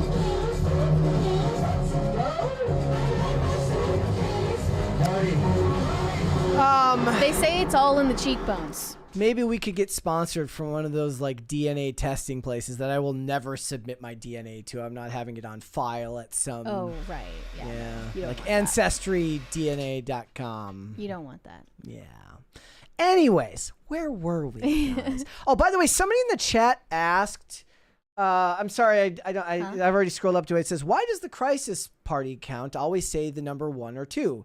Well, you, my friend, can help it change numbers again by getting us to a 3rd crisis party. So what you just saw was the 2nd party. Just when the lights and the music go off, that's and the for party. every $100, we have a crisis party. Yes. So, you yourself, you can be the change you want to see in the world. To the Oliver to look back. Let's rewind a far. I'm English, Irish, German, and Cherokee. So my family's sort of from all over. To look back far into my heritage and see where everybody came from, it's neat. It's neat to be in this country that has such diversity and such culture. I'm really obsessed with colors. I was today years old learning about this, honestly, but there was a lot of backlash back then because people claimed that she was lying. A lot of people were speaking out, including Adrienne Keene. Adrienne is an American academic, a writer, and activist, and she's a citizen of the Cherokee Nation. And after that ad had come out, she had tweeted, "Hi, actual Cherokee here. So a few layers of misunderstanding with this. She's not actually Cherokee. Folks did her genealogy." She goes on to say, main point is that she's not actually Cherokee, and these settler claims over Native identity are dangerous and threatening to our sovereignty. And if Blake is indeed lying and not... Okay. Not to be that guy that's too anti-woke, but like, how is Blake Lively lying about this dangerous? Threatening your sovereignty. Other than her being an absolute moron. Yeah, when Elizabeth Warren is lying about her heritage, it's just embarrassing for her. It's not hurting anybody. Not part Cherokee and just saying she is, that is Native appropriation. And that's when non-Native people use Native cultures and identities for their own benefit. Like, I'm sorry, pretending to be another ethnicity because it profits you. You get married on a plantation because it makes you happy. Wait, you weren't aware it was a... Being a minority is a benefit to you? Apparently. Did they just admit that? Wait, okay. Couldn't she put this all to bed by getting one of those DNA tests done and those well, that ancestry would prove tests? her wrong. So she doesn't want to do that. But she made $1 off of claiming that she is something she's not. I think what you're noticing by now, though, is this backlash is coming from generally woke people on the left who find these offenses more egregious than lying about sexual harassment from Justin Baldoni. Yeah. It's interesting that people have pointed out most of Justin Baldoni's support is coming from people ostensibly on the political right who are critical of Me Too, critical of feminism, critical of Hollywood in general. Yet Blake Lively is getting a lot of backlash for offenses against woke orthodoxy. Another one that came up on my timeline is a public admission on MTV from a long time ago that she did blackface. There's no video proof, there's no photo proof, but she tells people this very brazenly and out in the open. There's something I love about just how like bad the actual rip of the video is. It's pretty bad. About yeah. how out of focus it is. It's very authentic. See, he laughs at me. Well, Can I just say one thing? Excuse me. I have blonde hair. When hot girls say they're geeks, it pisses me off because I truly am a geek and I have to live with that. You guys are, yes, rebuttal. Excuse me. When my best friend and I, when we were in 10th grade, we had like crazy crushes. We would drive around, like stalk these guys. We decided one night to go to the arcade where they were, and I put bronzer all over myself in a Scary Spice fro, so I thought they would think I was like a black girl. And so I could stalk them. My friend dressed up as like this goth girl, and we literally sat outside their houses. So she was trying to be Scary Spice. She was being somebody specific. Okay. Well, no, she did. I mean, she did say that she was hoping they would think she's black. So yeah, that's a what they today the kids would call it a big yikes. But what it tells you is just how free everybody felt to just say whatever the hell they wanted back then. So I don't even understand why that was her answer to the discussion at hand. Like, they were talking about who identifies as a geek or not, and she's like, I'm a geek because I did blackface. Like, what? I don't think we're talking about the same thing, Blake. Just, was there some kind of misunderstanding here? Is that like a geek thing? Is like blackface? The guy's like, oh yeah, because of all the times I did that. Right? Like, he's like, don't oh, rope me into he's this. like, oh, you're a geek. Name the top 3 times I did blackface. Yeah. Right. So not really sure what she was getting at there, but wait, is liking guys geeky? Is that what she's saying? Liking guys is geeky, and that correlates somehow to blackface? I have no clue. I will say this. Doing blackface is wrong.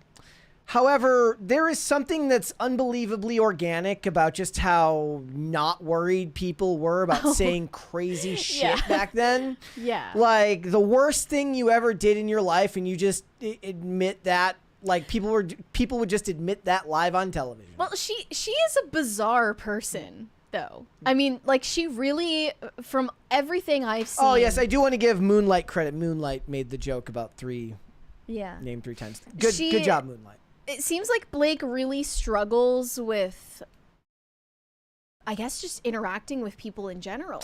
Geeks would often make these jokes, would get annoyed by Hollywood, too, for co-opting geek culture.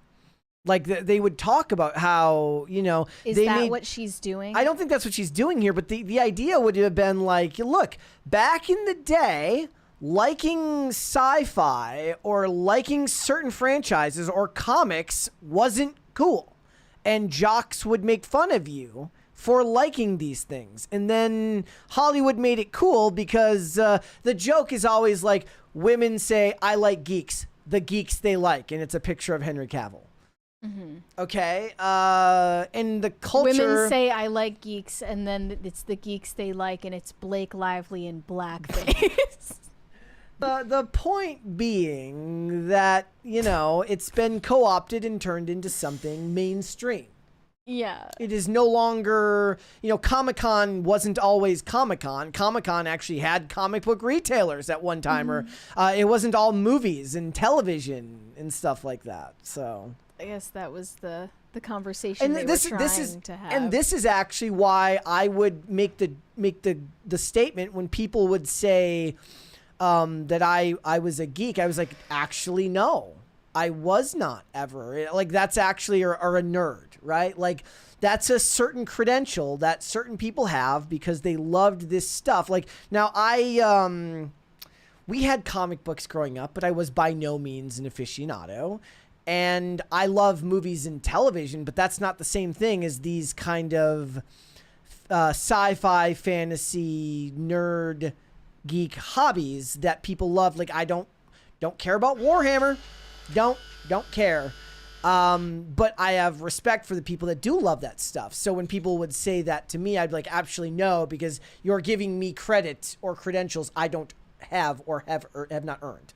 Mm-hmm. So I understand where those people come from, getting annoyed by that. So I don't think that's what she's doing here. I don't know what the hell she was trying to do, but the point being that her and Ryan are kind of being raked over the coals. Well, now we live in an era instead where, Ryan Reynolds is playing a comic book character. Mm-hmm. And he's also been roped into these racism allegations with a compilation of old interviews. He is, quote, a certified racist. According to Melanie King on X. I cannot stand this woman's account. Just have to get that out there. So let's watch this video. Come up with these. Oh, hold on. Let's start it from the beginning. Yeah, I mean, usually I play a strong black woman, and this time was. I don't know why again. I'm gonna give them the benefit of the doubt here and assume that this isn't AI because the voice and the lips don't line up on any of it. It's the video quality. This is obviously a big stretch for me to play a 30-something white guy. I don't even know. Their names are all so. Well, it's the MTV. It's like I'm Black Entertainer of the Year. I don't know. Like it's the. I mean, they just come up with these crazy categories. Yes, exactly. Best insane, monkey face. I don't. It's crazy. I think it's like breakthrough male. Monkey face is crazy work. Yeah. So that actually happened. So if I'm curious about, a lot of people go through an awkward stage. Were you always good with the ladies? Did you always have game? What were you like as a kid? No, not really. I mean, I really, up until I was like 18, I looked like a Vietnamese girl. I mean, yeah. Okay. Now, that last comment notwithstanding, monkey face is crazy work. So yeah, I mean, I guess that's just what was normal and socially acceptable and non-controversial back then. And it was a joke. And a joke, and not meant with any malicious intent, I'm sure. Yes. But yeah. But that doesn't mean, like, the thing is like, again, my approach to these things is always like, be pragmatic. Was it a joke? Yeah. Yes. Does that mean that the joke is going to land? No. Is it a smart idea? It is a smart idea. Like, again, I'm always kind of trying to look at these things from the pragmatic approach, which actually, a lot of times, like, if you were in their industry, that's not beneficial to you. A lot of times, you have to push the boundaries of what you think is going to work if you're going to find yourself. Like, we're talking about Meghan Markle earlier, and the whole point is, like, she's not willing to risk herself going that far. And saying something crazy that might land and something might not. The problem is when you go too far, then you've gone too far. Yeah. But the most authentic people tend to do that because in your private life, people say crazier shit than they're willing to say publicly. Definitely. That didn't age well for either of them. For this couple. I mean, I see it in all I feel bad for is a society that used to be more willing to be risky with what they say. Not because I think that what you're saying is great, but because people were just less anxious about being judged for something that obviously wasn't meant with ill intent. For me, it actually reminded me why I just can't stand Ryan Reynolds, because I hate his whole affect and his whole thing. But aside from that, I just thought it was funny how these anti-woke and woke people are converging to bond over their shared hatred of Blake Lively and her husband. Yeah. I thought that was an interesting phenomenon to watch. It is a very interesting thing. It's like everybody can coalesce around a shared enemy just for different reasons. It's great. It's great when you hate the same people. All right. Let's go to Super Chats. Surenko Productions said, in Mary's dictatorship, sitting across from each other when in a committed relationship will be punishable by death. You have been warned. Yeah. Yeah. I think maybe we could come up with like re-education camps for that. Like you'll learn over time that this is the best way to sit next to instead of across. But where are we at the poll? We are at 83% say sitting across. Mary says 83% of you have no love in your heart. Like genuinely, it's a business lunch. Are you closing a deal? If you're not closing a deal, you should be sitting next to her. That's all I'm saying. Wodenshot said, yes, Mary, I'm an owl. Fair enough. Thank you for answering me. Fair enough. Sweet Tay said, yay, I made it to Alive. Cheers to my favorite podcast. Keep up the good fight. Well, thank you for making it to the show live. I don't know what we're fighting against, but rock on. Yeah. Like, that's actually what I joke about all the time. Is like, we're not, like, I refuse to, like, make this a cause. Because so many people in the space are like, we're pushing back against this. I'm like, nah, me, bro. The cause is my whim that day. Whatever I feel. Else. In a moment of whimsy, we've decided to cover these topics. But thank you for tuning in. And thank you. Pop Culture Junkie said, Scarlett Johansson has really smart representation. Just ask the Disney attorneys who got their asses kicked when SJ got a huge settlement over the Black Widow theater theater release kerfuffle. Because she bet on herself. She was in the right. She was supposed to get money for depending on the ticket sales of the movie, and when they hamstrung that by releasing it on Disney Plus, they screwed her over. Let's do one more. Ben Riley said, any thoughts on the Nick Fury race swap? Also, Elon Musk might be a supervillain. What's the reason why Elon Musk is a supervillain today? I don't know. I know that Bill Burr called him what do you call him? Like a Nazi the other day. It's like he's not cool enough in my mind to be a supervillain. He's like so lame and embarrassing. I don't even want to call him that. I was watching the Nerdrotic video about the Harry Potter race swap, just as an aside. Because they mentioned he mentions, he goes, look, there are race swaps that have worked in the past, but you can't do it to Snape for a myriad of reasons. But like Kingpin, the 2003 Daredevil Kingpin was a race swap, and people supported that. But obviously people still prefer the Vincent D'Onofrio one more now, not just because that character specifically, but they prefer the Daredevil from 2015 to the Daredevil that Ben Affleck did. Aquaman was a race swap, and nobody's going to complain because Jason Momoa was kind of a charismatic dude he's basically white. For all intents and purposes, he reads as white. Just gonna he doesn't use that example in that video. I'm just throwing that one in there. But Jim Gordon in the Batman, people didn't really have a problem with it, though it didn't make as much money. He mentions in the video it didn't make as much money as Batman vs. Superman made, and even that movie's not really considered to be a rousing success. And then another one that doesn't get mentioned a lot, I think, is Moneypenny in the James Bond movies with Daniel Craig, because they have, Naomi Harris do it in those movies, but she's also not an integral character as much as a lot of the examples people give of the ones that don't work. Snape is so integral to the overall storytelling in Harry Potter, not just because of what it means for Harry, but what it means for Harry, because of his relationship with Snape as a teacher, but his lineage, his father, and his father's relationship with Snape. And then it gets into the whole can of worms about them bullying Snape the whole time they're growing up, and it takes on a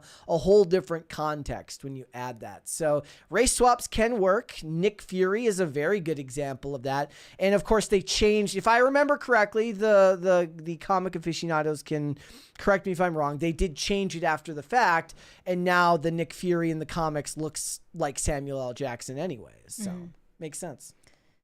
Shane H. Wilder said, eat out 3 times a week and order in the rest of the time. That sounds so middle class. I cook most nights, pork ribs and potatoes tonight, or have Taco Bell. Yeah, that's the real middle class. Yeah. Taco Bell warriors. All right, let's hold off on the rest. In a latest aesthetic trend, or maybe a life hack you could call it, men are trimming their eyelashes down to little nubs in an effort, in an effort to look more manly. This is the new masculinity trend. And so they'll do anything but work out. Like who came up with this shit? I genuinely put them in jail. I just don't. I think people are so lost. Bro, grow a beard. You could grow a beard. You could work start out. Building muscle. You could, work on your personality as well. Become a more confident person. Go out and talk to people. Read books. Become more learned. Do something risky. Yeah. Do something adventurous. Go on a hike. It's this or buy a lifted truck. Learn an instrument. To them. What? In what world is the way to become more masculine cutting off your eyelashes? Why? Just why? I can't imagine. Here's the real question I have. So, look, I understand that for a lot of people, your relationship with your barber Like it's special. It's special, right?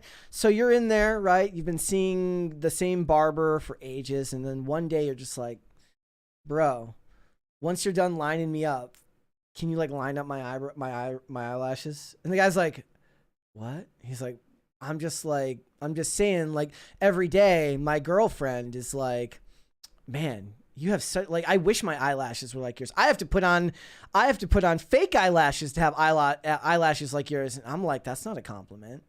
Like, she wants to have eyelashes like me. What is this? That's like fruity. Can you just trim that shit down? Yeah, like having eyelashes, that's fruity. What are you, a fruit pop? And the guy, eyelashes? And the guy's like, and the barber's like, how much extra can I charge for that? Like, I got to put that on the sheet. Yeah, the eyebrow thing, that's pretty normal for barbers to do. If someone has like really thick eyebrows, I know that's a thing, but never heard of this before. So we have a couple of video examples that are getting some attention right now. Here's the first. This just looks dangerous. It does, like, look at this! Like, what if dude blinks? Eee! I hate everything about this. Like, look, I'm not here to talk about God or evolution, but I'm pretty sure that those do something. Those should be there. Like, they block dirt and shit from those are getting meant in your to be eyes. Right? There's a reason. I remember He's getting so close to his eyeball. I remember when, who was it? Was it Sneeko or Aiden Ross went on a podcast and was telling people about cumbrellas? Huh? Women in adult films put extra long eyelashes Oh, on the to keep eyelashes? shit out of their eyes. Some dude saw that. He's like, I'm not going to have natural cumbrellas. I'm out of here. Bro, shave my shit. I can't. I thank you for educating me. I actually had not heard that term before. Mm-hmm. So we're edifying ourselves today. like he's basically on dude's eye right there. You're asking to be blinded by your barber. And that barber's asking for a lawsuit if shit goes wrong. So this is not just Bro's like, I feel more manly already. Oh, now you have to do it to both. Okay. He doesn't look better. No. So, you know, this is not just a life hack or a trend. It's what you could call gender affirming care. This is kind of the self-deprecating term that you could give it for a lot of things that these men are doing to looks max. A lot of teenage boys and young men in particular are very much obsessed with looks maxing and making sure that they look as masculine as possible. I just saw without curating like any of the real traits of masculinity in their lives. Like just like mewing. The best thing this dude could do instead is like go change your car tire. Yeah. Like doesn't even need to be changed. Go get the spare. Do like whatever. Go get the spare out of the trunk of your car and just put the spare on, then take it off and put the regular one back on. Yeah. Or like climb something. Yeah. Or go like exercise. Yeah, like go exercise, go like socialize with other men. Like go do something with other men that will like actually improve your lives instead of this. Oh my gosh. But to be fair, I mean, actually no, because don't fake eyelashes that the women put on, don't those require it sticking to the actual eyelash? Bro can't even put any fake eyelashes on now because there's nothing to glue it to. Well, you glue it to your eyelid technically. Oh, so he can put fake eyelashes He on. could try some minks.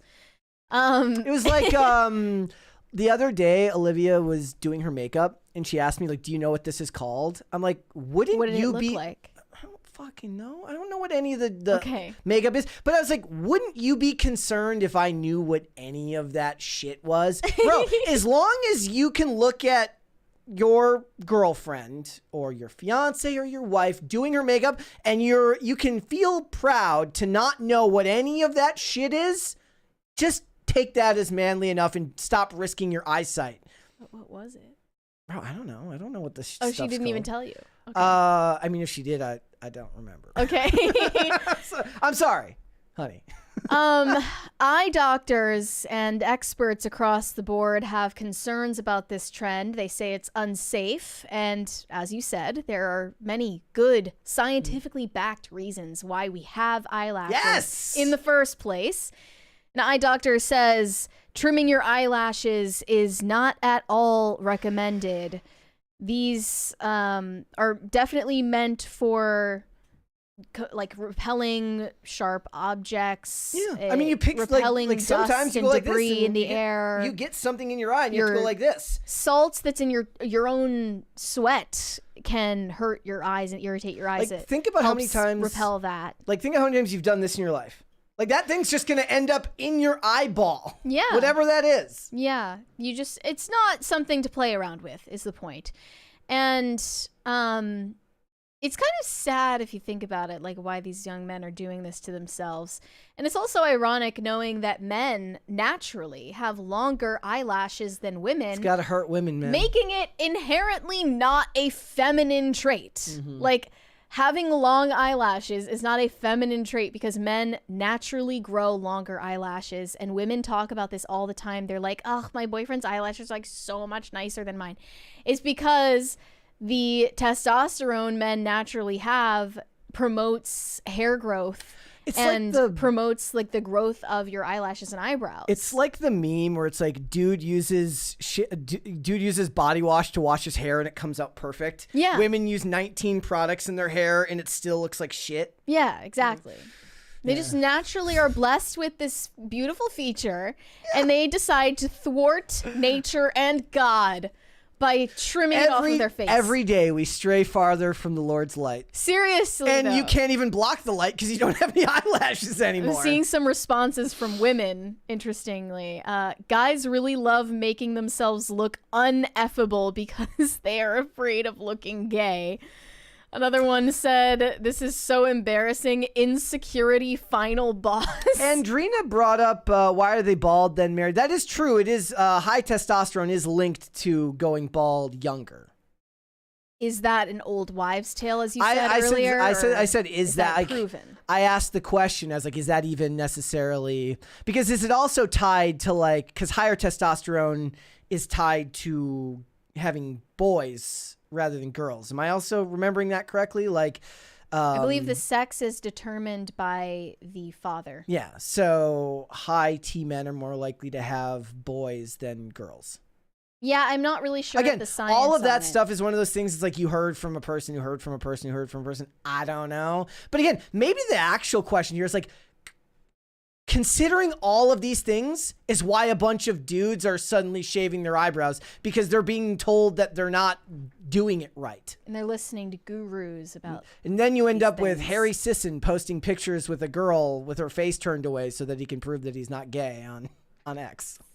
Yeah, it's actually accomplishing the opposite of their goal because it makes them look like they're wearing eyeliner on an eyelashless eye. And yeah, if you think about it, the fact that men naturally have longer eyelashes, all of this means is it's a masculine trait. All of this is a product of us having too much information and too much input in our lives, and we're not living. We're just constantly taking in information and trying to adjust to meet some standard that doesn't matter. This is also like deeply unattractive to women when men are obsessed with preening themselves. It's not really giving masculine vibes. Yeah. When you're obsessed with how you look, this is something that women talk about. Like, this is why they don't like the whole bodybuilder thing, because it's like guys who are working out for a very specific niche look that is incredibly difficult to achieve for the purpose of impressing other men, basically, and not women. And that's like the obsession with preening yourselves and like, you know, like obsessing over every last detail of how you look It's giving like Patrick Bateman meets Mogwarts. I was just looking back at at the stuff we did covering Mogwarts back in the day. Yeah, and it's not seeming to improve at all. Like the situation is just getting more and more psychotic. Yeah, it's a whole thing, guys. Whatever you do, I would recommend just about anything, like whether it's starting to lift weights, go running, go get exercise, join a like if you played sports growing up, maybe join like a beer league hockey team or a softball team and go play sports, because any type of competition will probably make you feel pretty inherently more like a dude than shaving your eyelashes, not eyebrows. I should admit, though, just before we put this topic to rest, I have trimmed my own eyelashes before. You have? Yes, but it was because when I was a kid, I first got glasses in like the 5th grade, and I was like so annoyed by how my eyelashes were brushing up against my glasses. Glasses? Okay. And I cut them shorter, but then I realized, like, oh, that was a really stupid decision. I'm never going to do that again because now I look insane. I guess these guys just haven't learned that lesson the hard way yet. I mean, maybe just, like, you need a father to be like, don't be an idiot. Yes, like, they really need that reality check. Yeah. Let's finish up these super chats. Let's do it. Austin Brown said, you sit across from a person to behold their majesty. You sit next to a person when there is no majesty to behold. Okay, that's a little bit of a creative writing exercise there. I don't know if I see your point. We are very close to a third crisis party. That's the real point here. Moonlight said, if your name is Snowstorm, you have to be gorgeous, like if your name is Alexandra, Anastasia, or Moonlight. Your name is actually Moonlight? Really? Like my point is, like, when I see a character in a TV show named Trish, she better be a dumb blonde waitress. No, that's just your bias against Trisha Paytas. No, Trisha is not Trish. I mean, she calls herself Trish like fish. Trish as a name character in a movie or a television show should be a dumb blonde waitress. Or Tina. I see that one too. Yeah. Dingus Khan said, call me Dingus Blizzard Halloween 1991 Khan.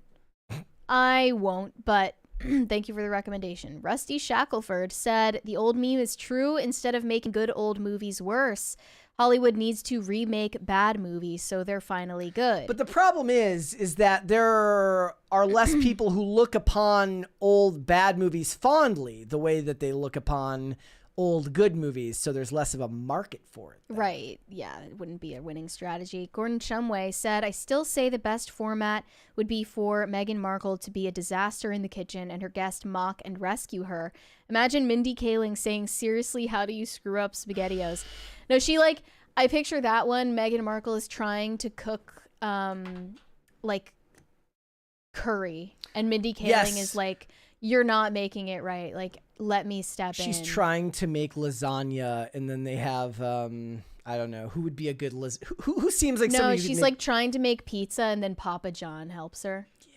I love that idea. I did get to, that was one of my early experiences here. I did get to meet Papa John. I am so jealous. I did get to watch. Can he come back? I did get to watch him give an official rating to the Papa John's, because that's what they would do. He would go to Papa John's locations and get Papa John's and then rate their presentation and delivery of the pizza.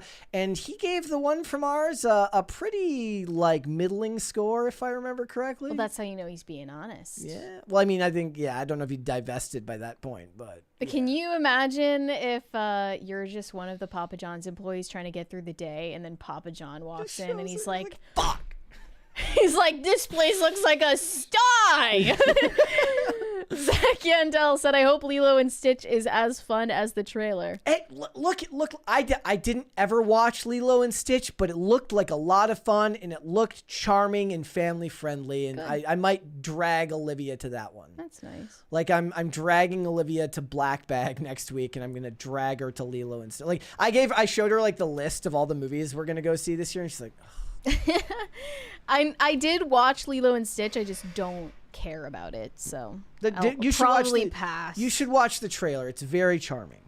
Rusty Shackelford said Top Gun 2 is how you remake / resurrect an old movie. Yes, it is the benchmark for in every single way. Thank you. It's like the opposite of Independence Day Resurgence, which is sad. Thank you. Because I actually loved the trailers for Independence Day Resurgence, and then the movie was just ass. We got a $50 super chat from CR Vox. It says super effective. Thank you. Well, thank you. That was effective at getting us halfway to the next party. Thank you so much. Brian Bledsoe said, on a date, if I'm at a booth, I'm sitting across, but at a typical square table at most restaurants, I'd rather sit on the side than across. That kind of makes sense to me. So if you're at a diner booth, okay, right? Here and here. I get that. Now the only exception that I would give is like, do you ever like go into a restaurant and then they're like, cause they have to make sure to seat you by other people. Like they don't ever want to like just move you to another part of the restaurant where nobody is because it's a convenience thing. Yeah. Like it's like, what if the people on the other side are talking really loudly? Maybe I just don't want to sit by the people that are talking really loudly. Yeah, that makes sense. Like, but I don't understand. At a square table, that means you sit diagonally on at the corner. You share a corner of the table. Yeah. This is my take. Pat the plumber said, "Has she done anything but Stranger Things?" Yes, she was just in Electric State. And before that, she was. What was was she the girl in that really bad revenge? Greg Owen did a really great video dunking on this movie. Damsel. Yes, she was. Okay. She also did. Apparently Enola that movie is just just awful. Enola Holmes was the last one.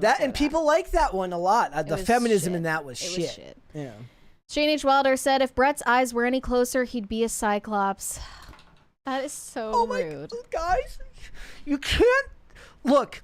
No, you don't care. Back in my day, live chats used to be respectful. Someone should teach you your manners. And somebody should treat you how to live chat with manners. Red Snow said, took a DNA test. I'm 69% Gongolese. Heh. Nice. That makes sense. Well, claim your heritage. Be a proud Gongo. Yeah. Greg Duvier said Millie should only care about what her husband thinks how she looks. Well, that's not actually fair because she's an actress, so she should definitely care how people perceive her looks. Like, that's a huge part of her job. DCNC said, Brett, all of those famous people did better than their parents who were often in the same field. You're just stopping one generation short. LeBron's kid versus LeBron's dad. Yeah, okay. But the point is that's not every example. There's plenty of kids that never reach the same like it's easier to remember the ones that did better than their parents. But in general, not everybody who gets into the same industry as their family ends up doing as well. Red Snow said, one girl accused me of giving her the eyes. We would look at one another, then she would get all flustered, blush, and walk away. So I'm still team across. But if she walked away, I'm confused. Or is this at a date? Because she just like walks away from the table. She's like, how dare you look at me with eyes? Okay, fair enough. Jeff said, sorry, Mary, but how can you mention the reaching for thing at same time Lady and Tramp style, yet miss the fact Lady and Tramp sat opposite each other?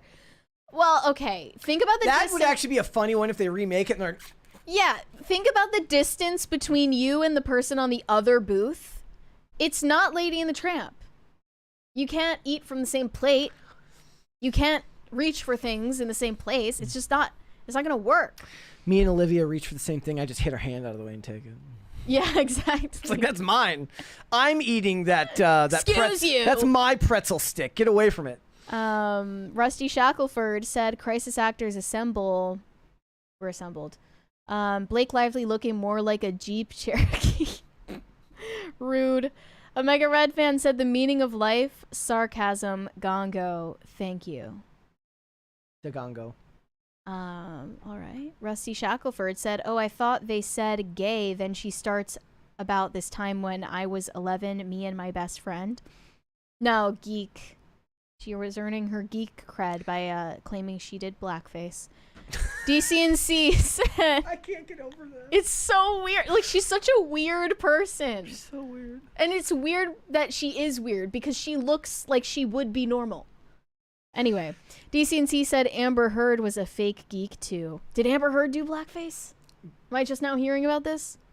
I mean, or did she earn her geek cred by having a kid with Elon Musk? That's true. If anything should earn you the geek cred, it's that. Red Snow said, not a geek, yet you praise Space King. Weird. Shane H. Wilder said, lively, I'm a geek because I wore blackface. Ancient Greek geeks biting the heads off of chickens.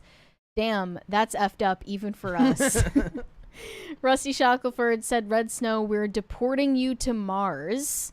Red Snow said, Rusty, if I go to Mars, do I get to quit my gerb? Yes. Arsenal Man said Bill Burr has a beep. A vagina. Is there an equivalent to eggplant emoji? That's a good question. I don't think there is. Is there like a roast beef emoji? Yikes. We have a $100 super chat from DC&C, or at least 100 pounds? 100 pounds? Or is that Are we euros? getting Richie and Sam on episode 800? Please, please. I don't know. We haven't even planned the people who will be available yet for that episode, but we're going to start reaching out to people, and they will be some of the people that we reach out to. I think we should start earlier than usual, but we're not sure. It'll depend on people's availability. Not that John Stewart said, funny enough, Mary, I have a job interview at a restaurant and we sat at a small round table 90 degrees from each other. I got the job. We didn't cuddle though. Yeah, that would be a little bit weird, but it helps, right? I'm giving you life advice right now. Lean in when you're in the job interview. Mason Miller said, now his mom wouldn't date a black guy. They are probably going to make Snape call her and Harry's father a racist. I don't think they'll actually do that. I hope not. They would at least be smart enough to not do that. Rusty Shackelford said, I blame the beauty industry. For men wanting to put on... Blame the barber industry. Yeah. It's not the beauty industry.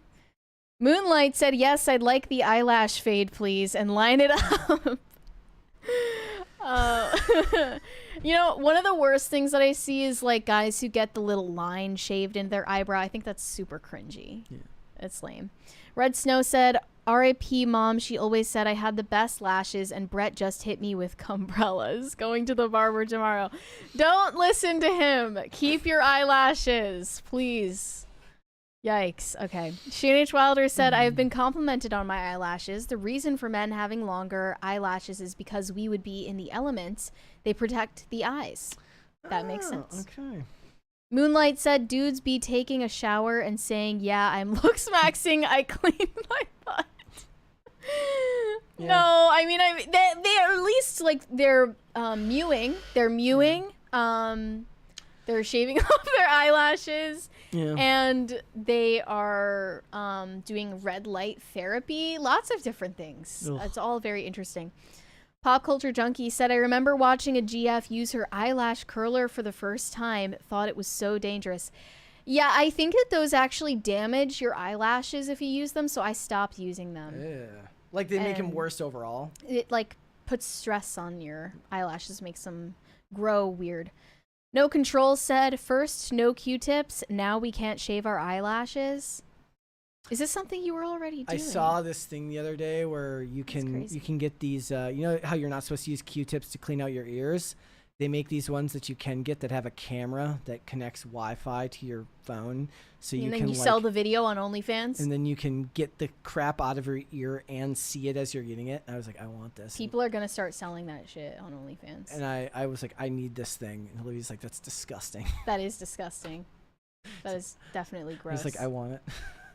Stefan Buttle said, didn't Harry's father hang Snape from a tree? He hung him upside down with a spell. Yes, under a tree. Not a good look. Red Snow said, I'm bald because I'm super masculine. I'll take it. There you go. Andrew Canoy said, I used to play on a beer league hockey team called the Mighty Drunks. That's funny. Were you the goon? Pat the Plumber said, look, I'd have a straight up unibrow if I didn't take care of that ish. That's not your eyelashes. Different. That is different. Yep. If you need to get rid of a unibrow, do your thing. Keep your eyelashes. Value in You said, Mary, I promise you sitting across wins, and it is not making it a business meeting. I disagree. I just think you're all, like, wrong. Just objectively wrong. I'm ending the poll then, since we're at the end of the show here. With 83% of you, Mary thinks you are all wrong. 82% says sitting across from each other. I'm sorry. Sitting across will always give business lunch. I don't care what you say. Thank you for the 5th party. Thank you, guys. Gravel said GM, but it's the afternoon, though. Might be where they are. At least here.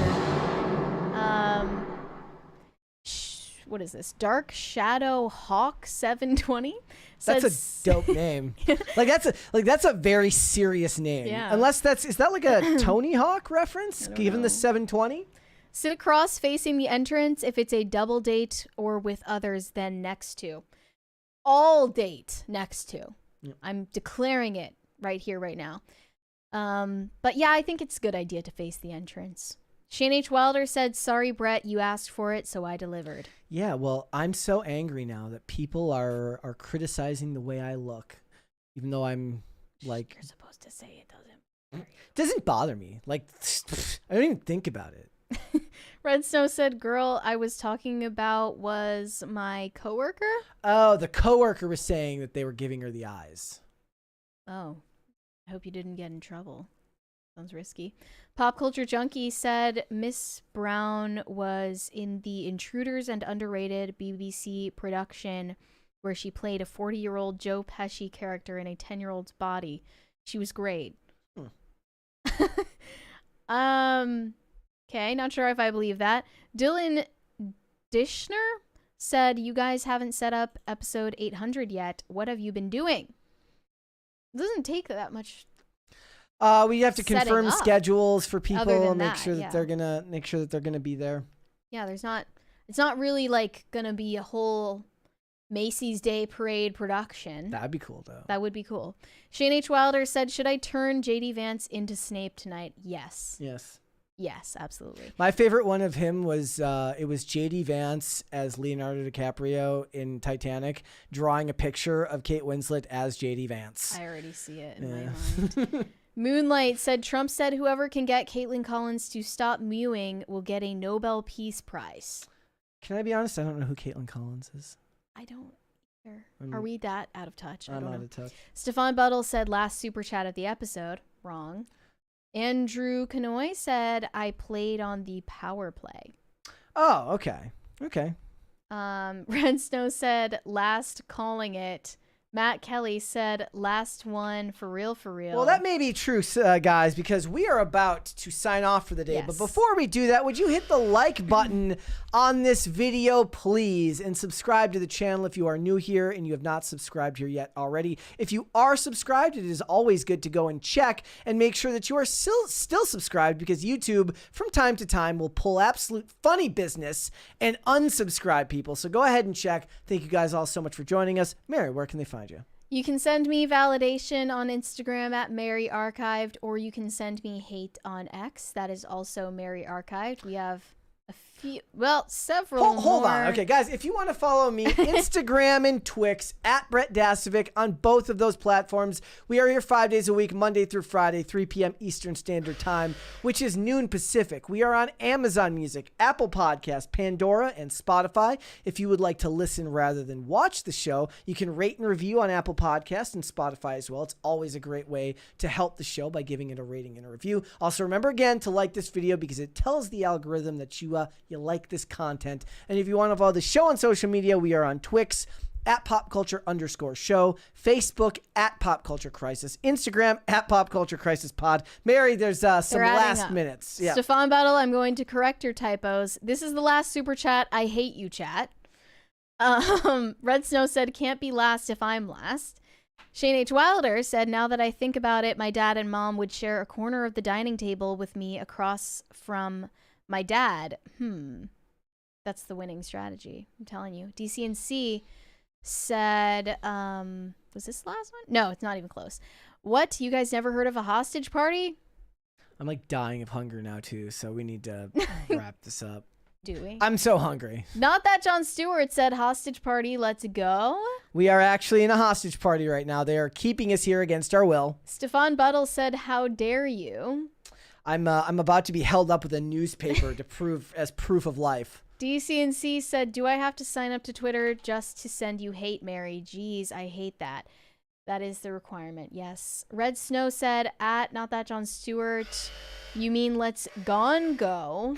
That's actually pretty good. Shane H. Wilder said, I'll make the meme after covering the SpaceX launch and tag y'all. Stefan Buttle said, hostage party. DCNC said, let's gone go. Pop Culture Junkie said, look up Millie Bobby Brown Intruders to see a great clip of her on YouTube. Okay.